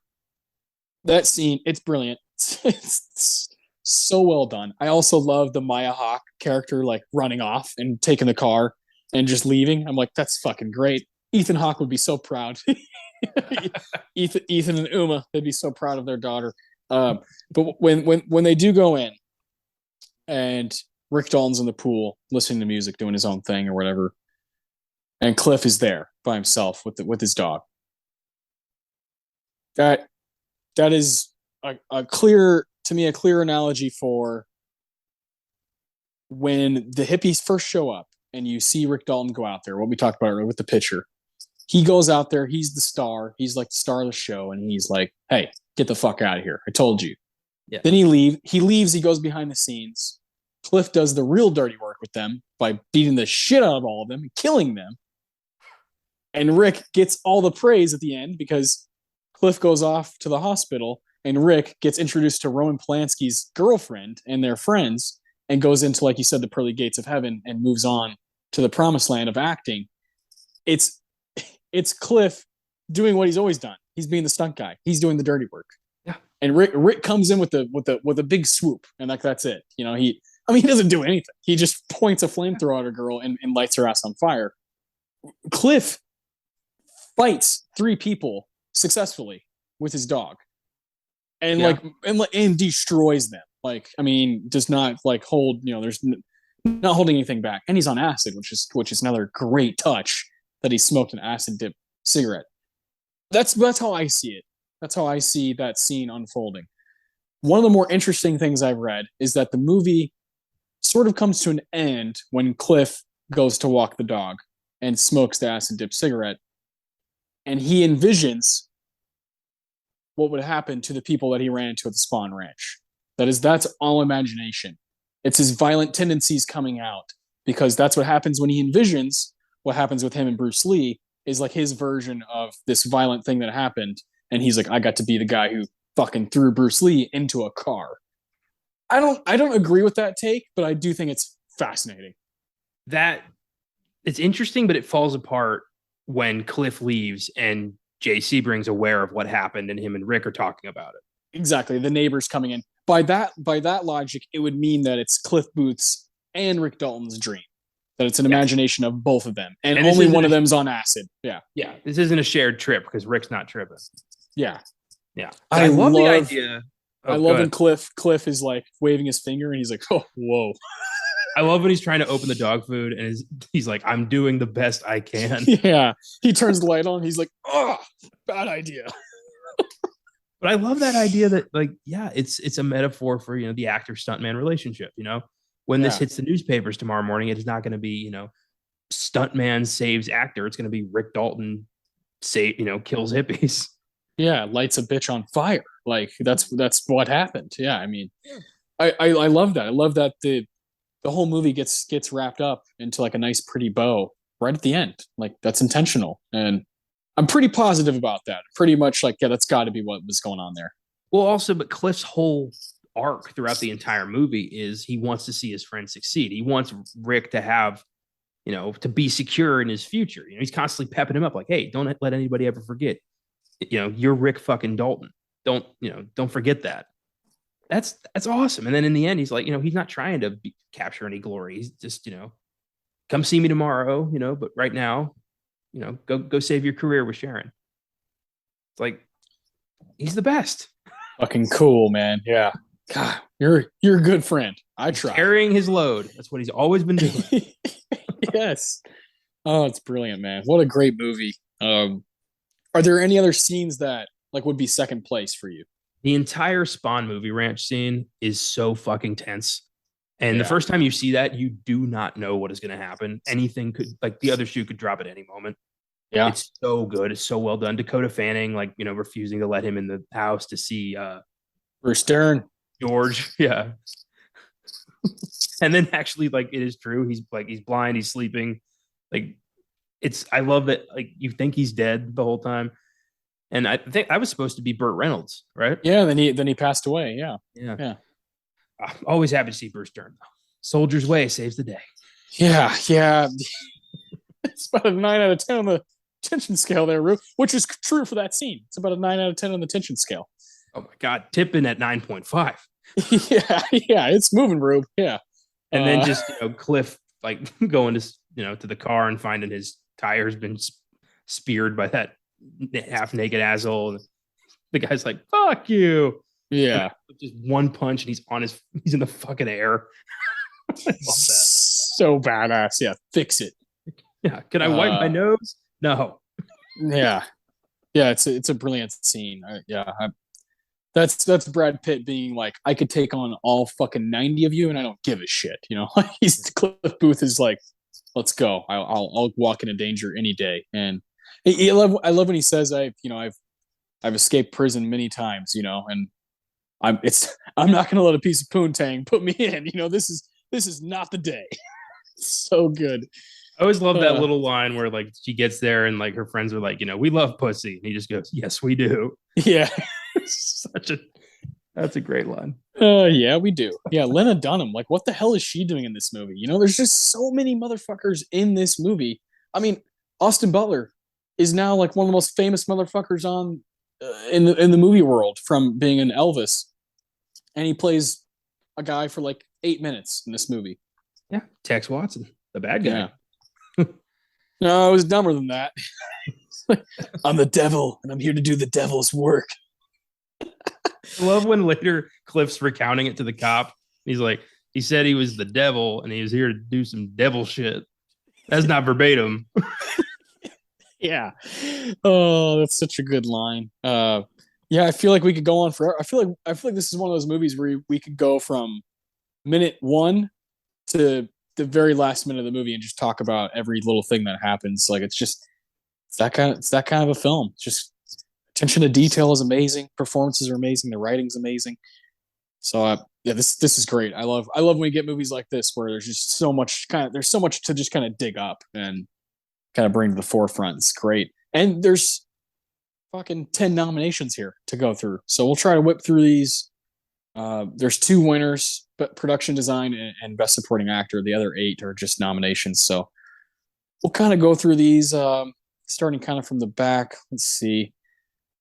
Always save best picture kind of for later, because I definitely think that's a cool conversation to have. We've both seen all of these movies, so yeah, we can talk about a lot of these categories, and have a real opinion about it. Like last week we did Roger Rabbit. There were a couple categories where we were kind of like, yeah, I don't really fucking know what to vote here, because it's just we were both going Die Hard and Roger Rabbit, the whole way. This ceremony is different. So let's start with sound editing. All right, sound editing. I'm gonna scroll pretty far here for this one. Let's see. I love this ceremony, man. This is like one of my favorite movie years of all time. Yeah. Oh yeah. All right. Yep. Seen all 5 of these. Here we go. Sound editing. The winner: Ford versus Ferrari. It beat 1917, Joker, Once Upon a Time in Hollywood, and Star Wars: The Rise of Skywalker. It's just tough. I mean, Ford versus Ferrari. I mean, you get it. You're using automobiles the whole movie, so I get that. I get 1917. That is an impressive war movie. I think it's probably a toss up between those 2 for best sound edit. But this is hard. I mean, the sound editing in Once Upon a Time is pretty tedious. Well, it's the little stuff like the 60s commercials and things like that. Like, all that counts. But Ford v Ferrari, I do get it. Those races sound sublime. Yep. Yeah, I'm okay with Ford v Ferrari taking this one. Yeah, it's one of those like, oh yeah, this movie's kind of like made for those technical reasons. So I totally get that. I don't really get why Joker's there. Neither do I. Star Wars, I get. Star Wars always gets some technical stuff. Yeah, and that's fair. But yeah, I don't think either of us are big Joker fans these days. We just kind of like, as time's gone on, I'm just kind of like, I'm indifferent. I don't really care. I like Taxi Driver and I like The King of Comedy. I don't need a hybrid. Yeah. And I don't need a musical sequel. Like I really don't need that. And it's like coming out in 2 years. Like just save it for later. I don't feel like hearing about it now. Best sound mixing. This one makes sense too. The winner, 1917. Yeah. It beat Ad Astra, another Brad Pitt movie, Ford vs. Ferrari, Joker, and Once Upon a Time in Hollywood. I get this. I mean, pretty impressive stuff in 1917. Yeah, that movie is a technical marvel and a very brilliant film that I'm glad made a splash. Definitely. I think most people thought 1917 was going to win Best Picture going into the night. The thing about this ceremony though, there's so many fucking hammers that it really was pretty unpredictable. Yeah, it's kind of like 2007 with No Country and There Will Be Blood going against each other. It was an actual race. We didn't know. The following year, most people had Nomadland pinned for like, yeah, that's gonna win. This past year felt like a true race. Coda and Power of the Dog felt like a true race that people were kind of unsure on what was going to happen, and the odds kept changing as the weeks were going by. So I love when that happens. But 2019 just happened to have like four like holy shit movies, and that's fun. We'll talk about that soon. Costume design. So it's an interesting group as well. I understand all of them. Little Women was the winner. It beat Irishman, Jojo Rabbit, Joker, and Once Upon a Time in Hollywood. Little Women is like a typical costume design win, period piece. Irishman, yeah, the movies like that are typically up. My vote would be Once Upon a Time. I think it captures an era of Hollywood. That's I'm just always a fan of that when it captures like actual Los Angeles, actual Hollywood. And like our main characters have really unique looks. Like the Cliff Booth, he's wearing like moccasins and a Hawaiian shirt and tight jeans, and you're like, that's just, now when I see that, I align it with Cliff Booth, and it has that impact on me. Yeah, and Rick's wearing like orange leather jackets and shit. Yeah, like everything he wears is screaming, "Look at me, I'm famous." Yeah, it's for costume design, it's always a safe bet. If it takes place in like 19th century England, it's probably going to win. Yes. With movies like The Irishman and Joker, like you need more than just like a nice pressed suit to impress me with costume design. Yeah, yeah. So I would give this to Once Upon a Time in Hollywood too. Yeah, Jojo Rabbit also, does a good job of, obviously a really really dark era of our history. I haven't seen that movie in a long time, man. I remember both of us being really high on it when we saw it in theaters. Yeah. I feel like I haven't sat through it in a couple years. Maybe I need to rewatch it soon. It's been a minute. It's hard to, it's hard to watch a World War II, dramedy knowing what's going to happen, Yeah, it's like a satire. Yeah, you're like it's funny, but the places it goes, are hard to go to sometimes. Especially with ScarJo's character. Yeah. Really tough storyline. Yeah. Best cinematography. There we go. Mr. Roger Deakins took the win for 1917. He beat Rodrigo Prieto for The Irishman, Lawrence Sher for The Joker, Jaron Blaschke for Lighthouse. We love that movie here. And Robert Richardson for Once Upon a Time in Hollywood. Yeah, I mean, for me, this is tough. I would take away Joker and Irishman pretty quickly, and then I think it's kind of a three-headed monster here. It's really hard to take anything away from what Deakins is doing in that movie. But goddamn, Once Upon a Time looks so pretty. Yeah, and the lighthouses. There's nothing like the lighthouse, but I think I got to go Deakins here. I do too. I've talked a lot about how impressed I was by 1917, especially the cinematography. But like you said, there is nothing like the lighthouse. That movie is like it is just itself. So I would have been comfortable with that one taking a win too. Yeah, I know what you mean. That's kind of where I'm at with it. It's cool to see Deakins get wins because he's been doing it for so long and just is one of the best guys we have in that field. So Yeah, it can't really take much away, but I wouldn't have been mad had he lost to Robert Richardson. Um, best original screenplay. Here we go. Got some stuff to say here. Parasite won this award, Bong Joon Ho, and this is when we were like, holy shit. We watched the ceremony together, and it was like, wait a minute. He takes that, then he takes Best Director, and you're like, um, is this movie about to win? Is this movie that has no performance nominations, which is fucking stupid?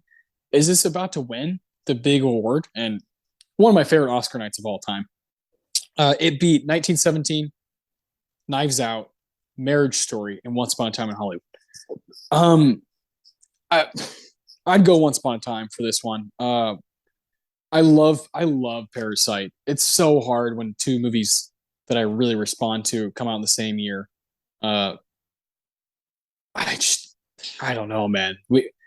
The amount we just talked about, how many great quotes that wrap up like what movie making is and what it means to be an actor and a director and a person who contributes to Hollywood and to Los Angeles and to what we know as the movie world.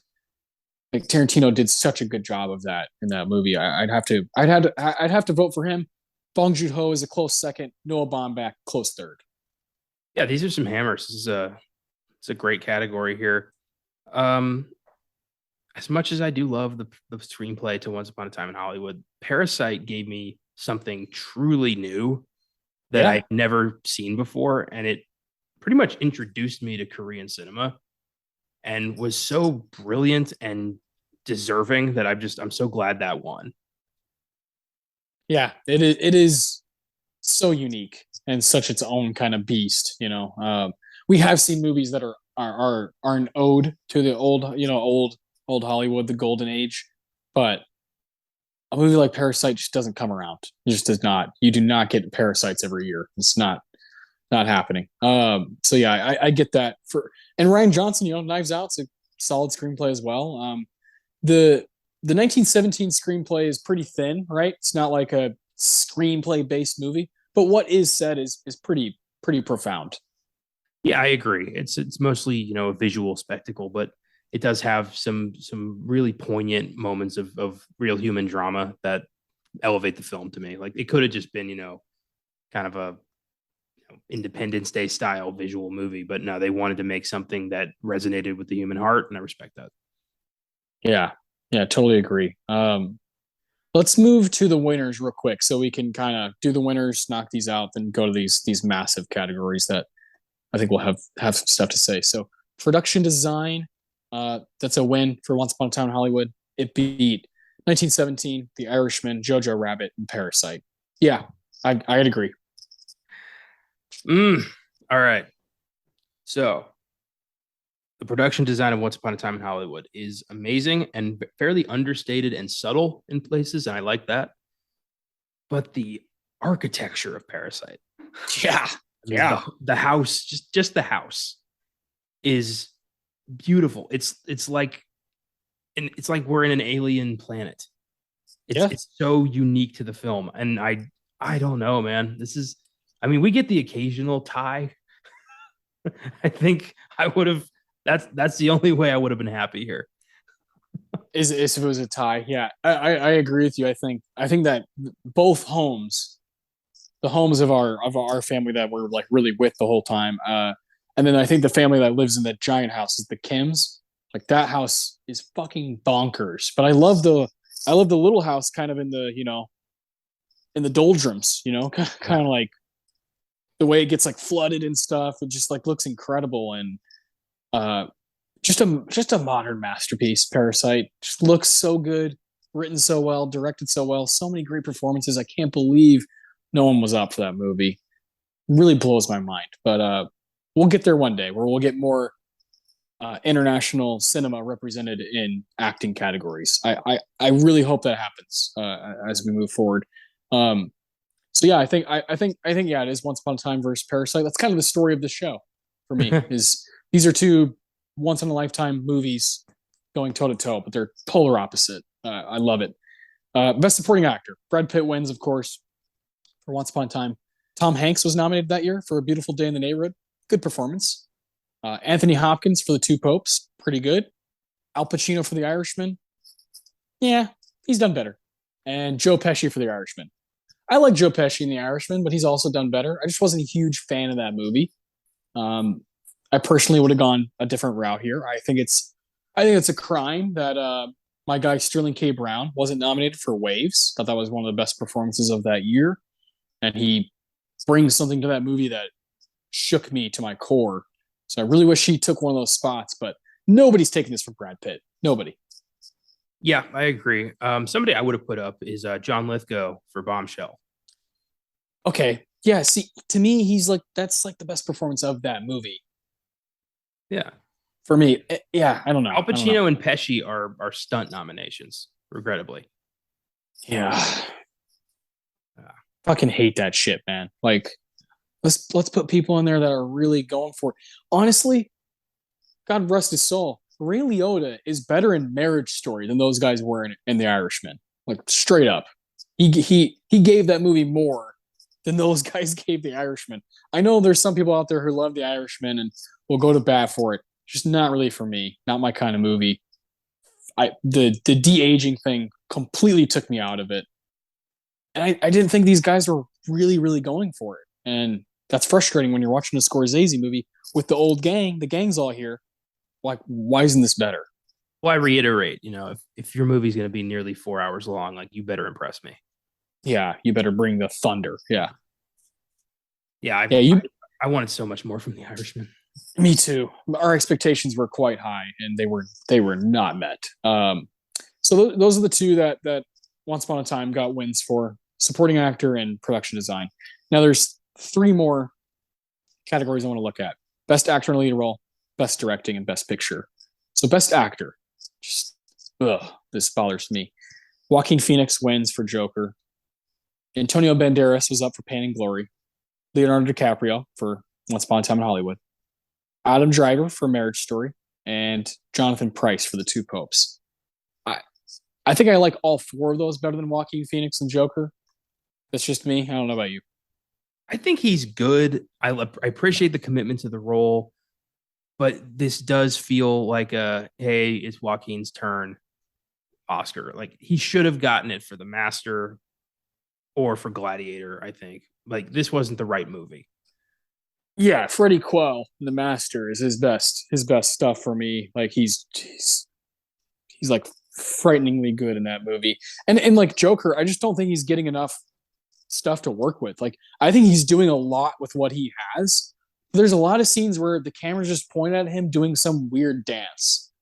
And like that's what my fear is for like this musical sequel. I'm like, I don't know what's about to happen. I wish Joaquin was doing other stuff personally. I do think he's great. I am not yet convinced that movie's actually going to happen. I think Joaquin's going to bail because of controversy, or there's too much spotlight on WB now because of all the shit they've been doing. So I don't think Joaquin's going to stay with that. He seems like the kind of guy to avoid any kind of spotlight. That would be great. I'd be totally okay with that. Now, would you have? To me, the guy that should be up for Parasite is the guy who plays the dad, Kang Ho Song. Right? He's just fucking incredible. We've seen him in some other stuff. Like he's really really good in a Host, another Bong Joon Ho movie. He's really good in Sympathy for Mr. Vengeance. I like love that guy. I think he's great in Snowpiercer. He's definitely a Bong Joon Ho staple. Would he be up for supporting or lead? He'd be up for supporting for me because the son is like the movie is kind of through his eyes.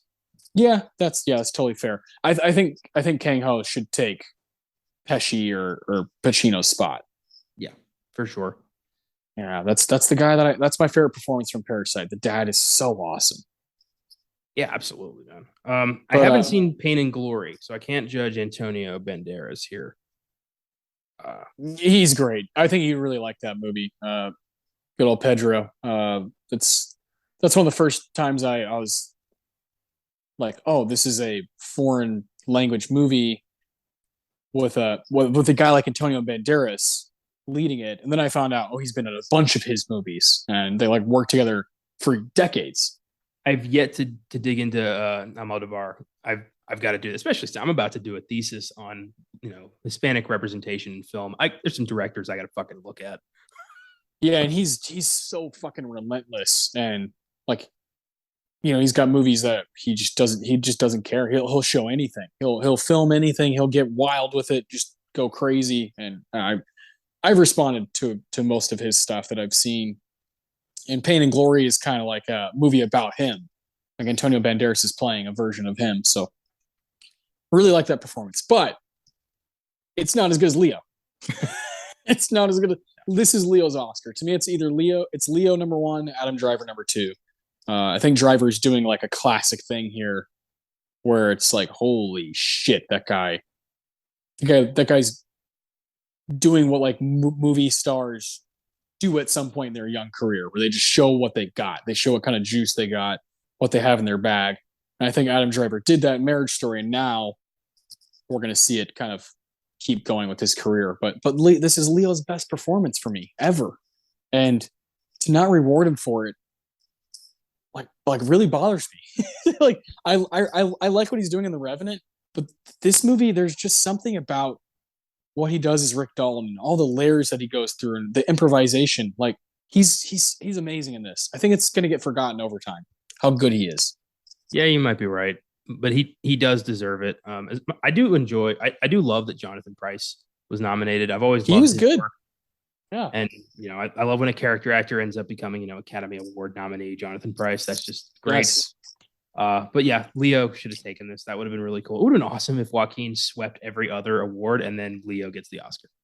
That would have been music to my ears. But yeah, we all knew what was happening, and Joaquin went up there, gave an interesting speech, and got his first Oscar. So we'll see what he does from here. But I'll always take Rick Dalton, man. Always. Best director. Here we go. This is a interesting group. Bong Joon-ho won for Parasite. He beat Sam Mendes, 1917. Martin Scorsese for The Irishman. Todd Phillips, the guy who directed The Hangover, for Joker. And Quentin Tarantino for Once Upon a Time in Hollywood. What do you got? Why did the Academy suck Joker's dick so hard? I don't know. It got more nominations than any movie this year. It's like, why? I don't understand. Neither do I. Damn, this is a toughie. Sam Mendes is doing incredible work with 1917, but Bong really is just clearly delivering his masterpiece here. And I love that he did win. I love that he paid homage to the people who inspired him at this, in his acceptance speech. It's like he beat Scorsese and Tarantino, and he's like, holy shit. Like that was cool. And yeah, I just love that he kept going up there. Like he had a speech prepared for every category he was in. Yeah. Yeah, he just looked like a kid in a candy shop. Just like, oh, this is the greatest night of my life. I'm having walking a blast. Out. He's like, just loaded with Oscars. Just like it's fucking crazy. But yeah, Bong Joon-ho gets it for me. Yeah, he does for me too. Now, this is where I think Parasite it beats Once Upon a Time, beats Tarantino. Is I do think that overall the direction of Parasite and what it accomplishes, where it goes, where it takes you, as far as like the social commentary and what the story means and how it is very applicable to a lot of our lives, when we look at what class we're in and how much money we make and what fucking tax bracket we're all in. Like Parasite matters for like those conversations. And I think Bong Joon-ho took it to really cool places, and it's a complete genre bender. There's a time where you're like, it's like Michael Myers is all of a sudden on the screen, and he's got a knife and he's stabbing people, and you're like, where did this come from? And then there's times where it's like hardcore drama, like family drama, and there's major thriller things going on. So I love that about Parasite. It's taken everything. What takes it for me though is the way Bong Joon-ho is able to literally change the style of the movie. Yeah, at will like that. Like when it becomes a horror movie, it suddenly feels and looks like a horror movie. When it needs to do drama, correct. comes drama. When it's comedy, it morphs into a comedic style. I don't know how he did that, and I've never seen it outside of this movie. It's fucking genius. Yeah, and everything he said about making this movie was he's like everything was on the fly. Like they just did everything on the fly as things were going. They so it's like he's just making these he's just adapting. And he thought this was just going to be another movie, like another movie under his belt, and it ends up being this is going to be the movie he's remembered for, like by pretty far. You know, I love a lot of his work. You know, I think Okja's like really pleasant watch, right? I think there's some great stuff going on there. I'm a huge fan of Host. That's probably my favorite of his movies, where it's just a fucking monster movie. And but Parasite is this ingenious work that everybody's going to remember him for. It's going to be talked about for, I think, like hundreds of years. Yeah, you're not wrong. This is, I mean, it was swooped up immediately by the Criterion Collection. Yeah, It's going to be taught in schools. It's going to be remembered as one of the greatest films of all time. yeah. My favorite change in the movie is when the family, they're all hanging out, doing their thing, and the maid comes back, and it's raining, and she just looks scary as fuck. You're like, it's not her fault or anything. It's just the way the rain is, and just the moment. They all think they're safe, and they're hanging out in this house, and no one's there. They're like, look at this fucking giant house we have. We're poor, but we're living like kings right now. And she comes back, and they have to like make up a whole thing on the fly. And that's clearly when the movie just changes direction completely, and it's seamless. When they go down to the basement and they see her fucking leaning against the wall with her feet up against the wall and her hands, and they're like, what are you doing? You know, it's so creepy and so well done, so well shot. It's making me want to watch it right now. Like that's how I feel when I go into Parasite. I'm always reminded of like, man, it gives me chills just thinking about it. And that's the sign of a clear masterpiece. Yeah, that I remember thinking like, what the fuck is about to happen now? Like, there's a secret room in the basement with her Yeah. husband just chilling down there for God knows how long. Like, it's insane. I remember I truly did not know what to expect with that one, and I was just blown away. Yeah, when I saw it, I called you. I don't do that very like ever. I saw it in theaters for my brother with my brother's birthday. My oldest brother, he had heard about it on a podcast, and he's like, these people were raving about it, saying this movie's amazing and it might be up for like a bunch of Oscars. And he was like, I want to go see it. So me and my dad and my oldest brother went and saw it. We saw it at the Corey. that Oh, Yeah, I don't like ever go there. I've seen a few movies there, but I'll never forget. I saw Parasite 1917 there. And when we got out of the theater, I was driving home and I called you and I was like, dude, like I think this has like a chance to like make some noise. Like you should go see it. I've never seen anything like it. And you're like, okay, I believe you. yeah. And I'm glad you did, because then we both went into that night, the Oscars, and we both knew what a special movie this was. Yeah, I remember I went to see it after work by myself, and I at the time I didn't like seeing movies by myself, but the experience of that totally warmed me up to the idea that like I can go, I can go by myself and just have like a bit of me time with a film, Oh, and I that was love seeing stuff by myself. Love it. Yeah, it's not just seeing the movie. It's buying the ticket. It's getting the soda, getting the popcorn, whatever snack you get. It's driving home and thinking about what you just watched. It's all of those things that kind of like make up that experience as going to the theater by yourself. It's so I, beautiful. re- I remember the theater was packed, which was weird for a foreign film in Texas. That just doesn't happen. So that was exciting. Yeah, when I saw Everything Everywhere All at Once with a packed house, I was like, this reminds me of Parasite. This reminds me of that kind of hype behind a foreign language film that people are like, we don't care. You gotta go see it. Like the story is that good. Like that's it. I love that feeling. I want more of those. Yeah, yeah, me too. Yeah, God, yeah, it's great. Well, so we both agree Bong Joon Ho rightfully got that Oscar. I would replace Todd Phillips with Noah Baumbach. Just throwing that out there. Uh, I don't like to be a snob, but he doesn't belong here. yeah, I'll say it so you don't have to. yeah. Well, and like if he belongs here, then where's the years and years of horror directors being? Where's John Carpenter? He should have been here 9 fucking times. Where's David Cronenberg? Mm. Like what I mean? Where's Ari Aster for Hereditary? Like, whoa, I don't know. It pisses me off. Best Picture. And what we're gonna do here is let's cut it to five. Let's figure out a five that would actually. You and I both love when the category is more exclusive and sticks with the five instead of fucking 9 or 10. So the winner is Parasite. It beat 1917, Ford vs. Ferrari, The Irishman, Jojo Rabbit, Joker, Little Women, Marriage Story, and Once Upon a Time. So we have 1, 2, 3, 4, 5, 6, 7, 8, 9. 9 movies. Parasite obviously is in. Yeah. Once Upon a Time is in. Yeah. 1917 is in. Yes. After that, what do you got? I'm keeping Jojo Rabbit and I'm keeping Ford v Ferrari.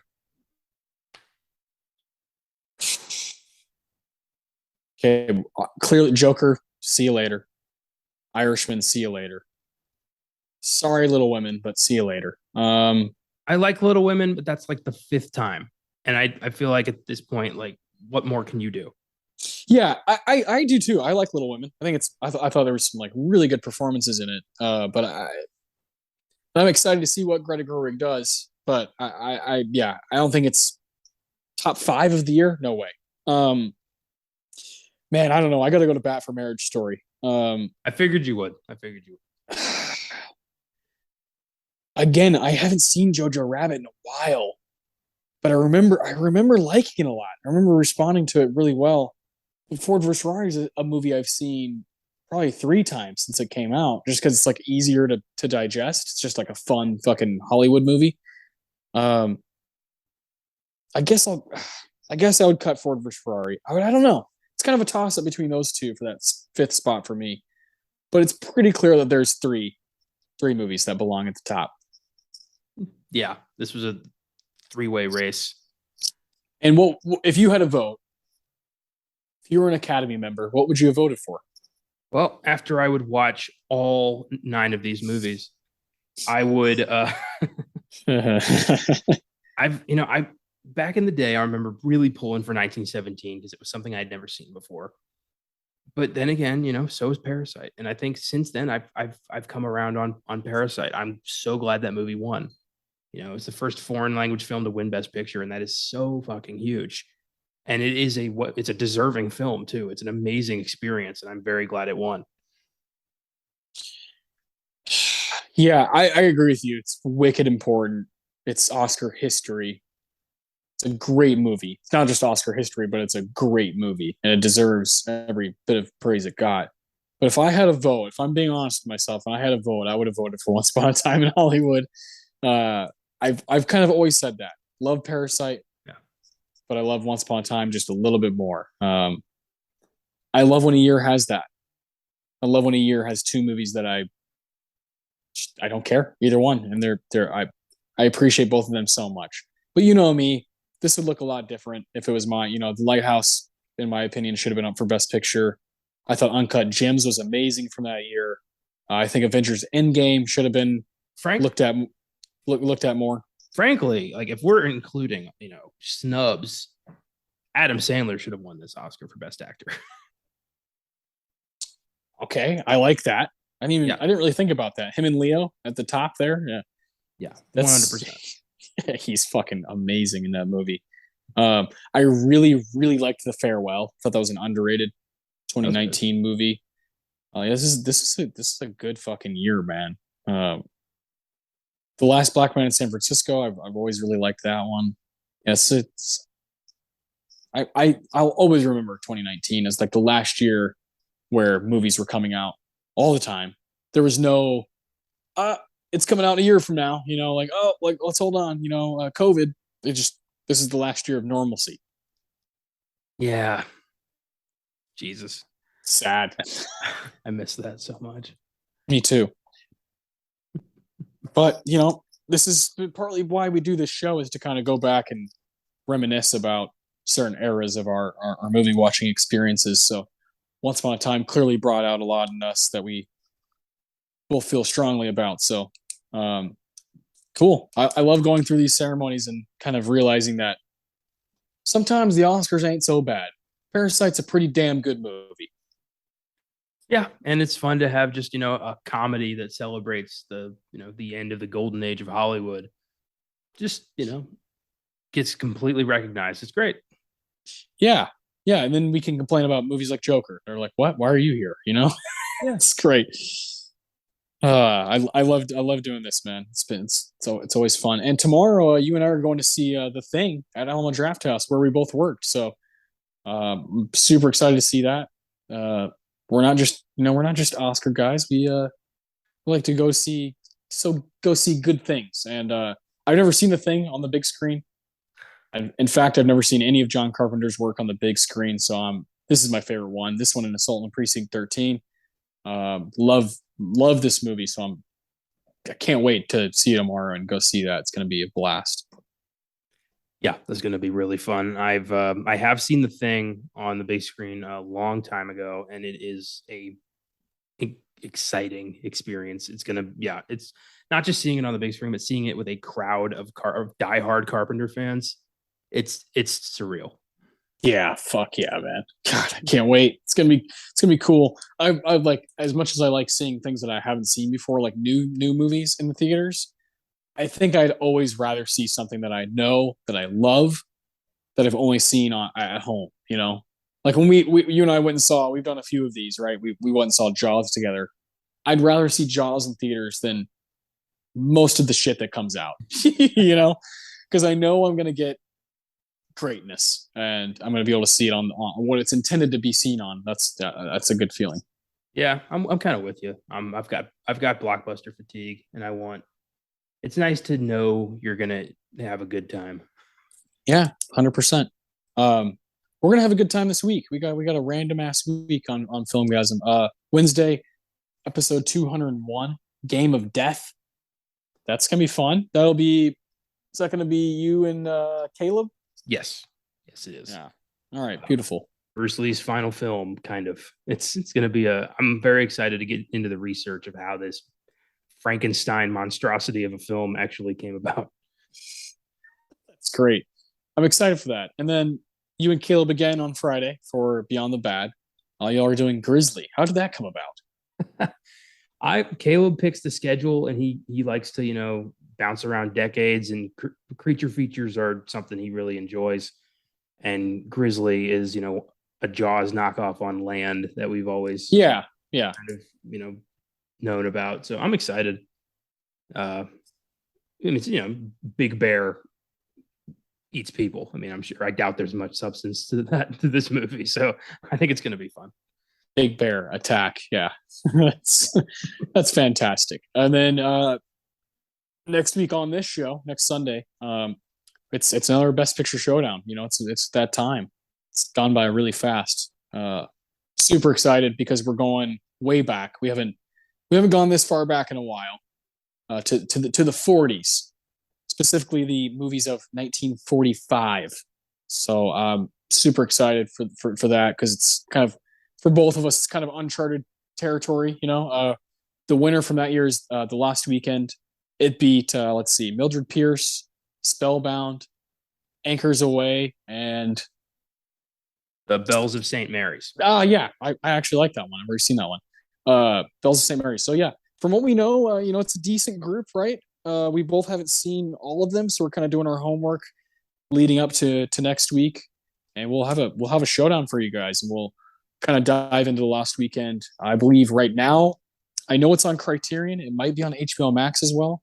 So if you want to check that out, Spellbound is on YouTube. It's been on YouTube for years.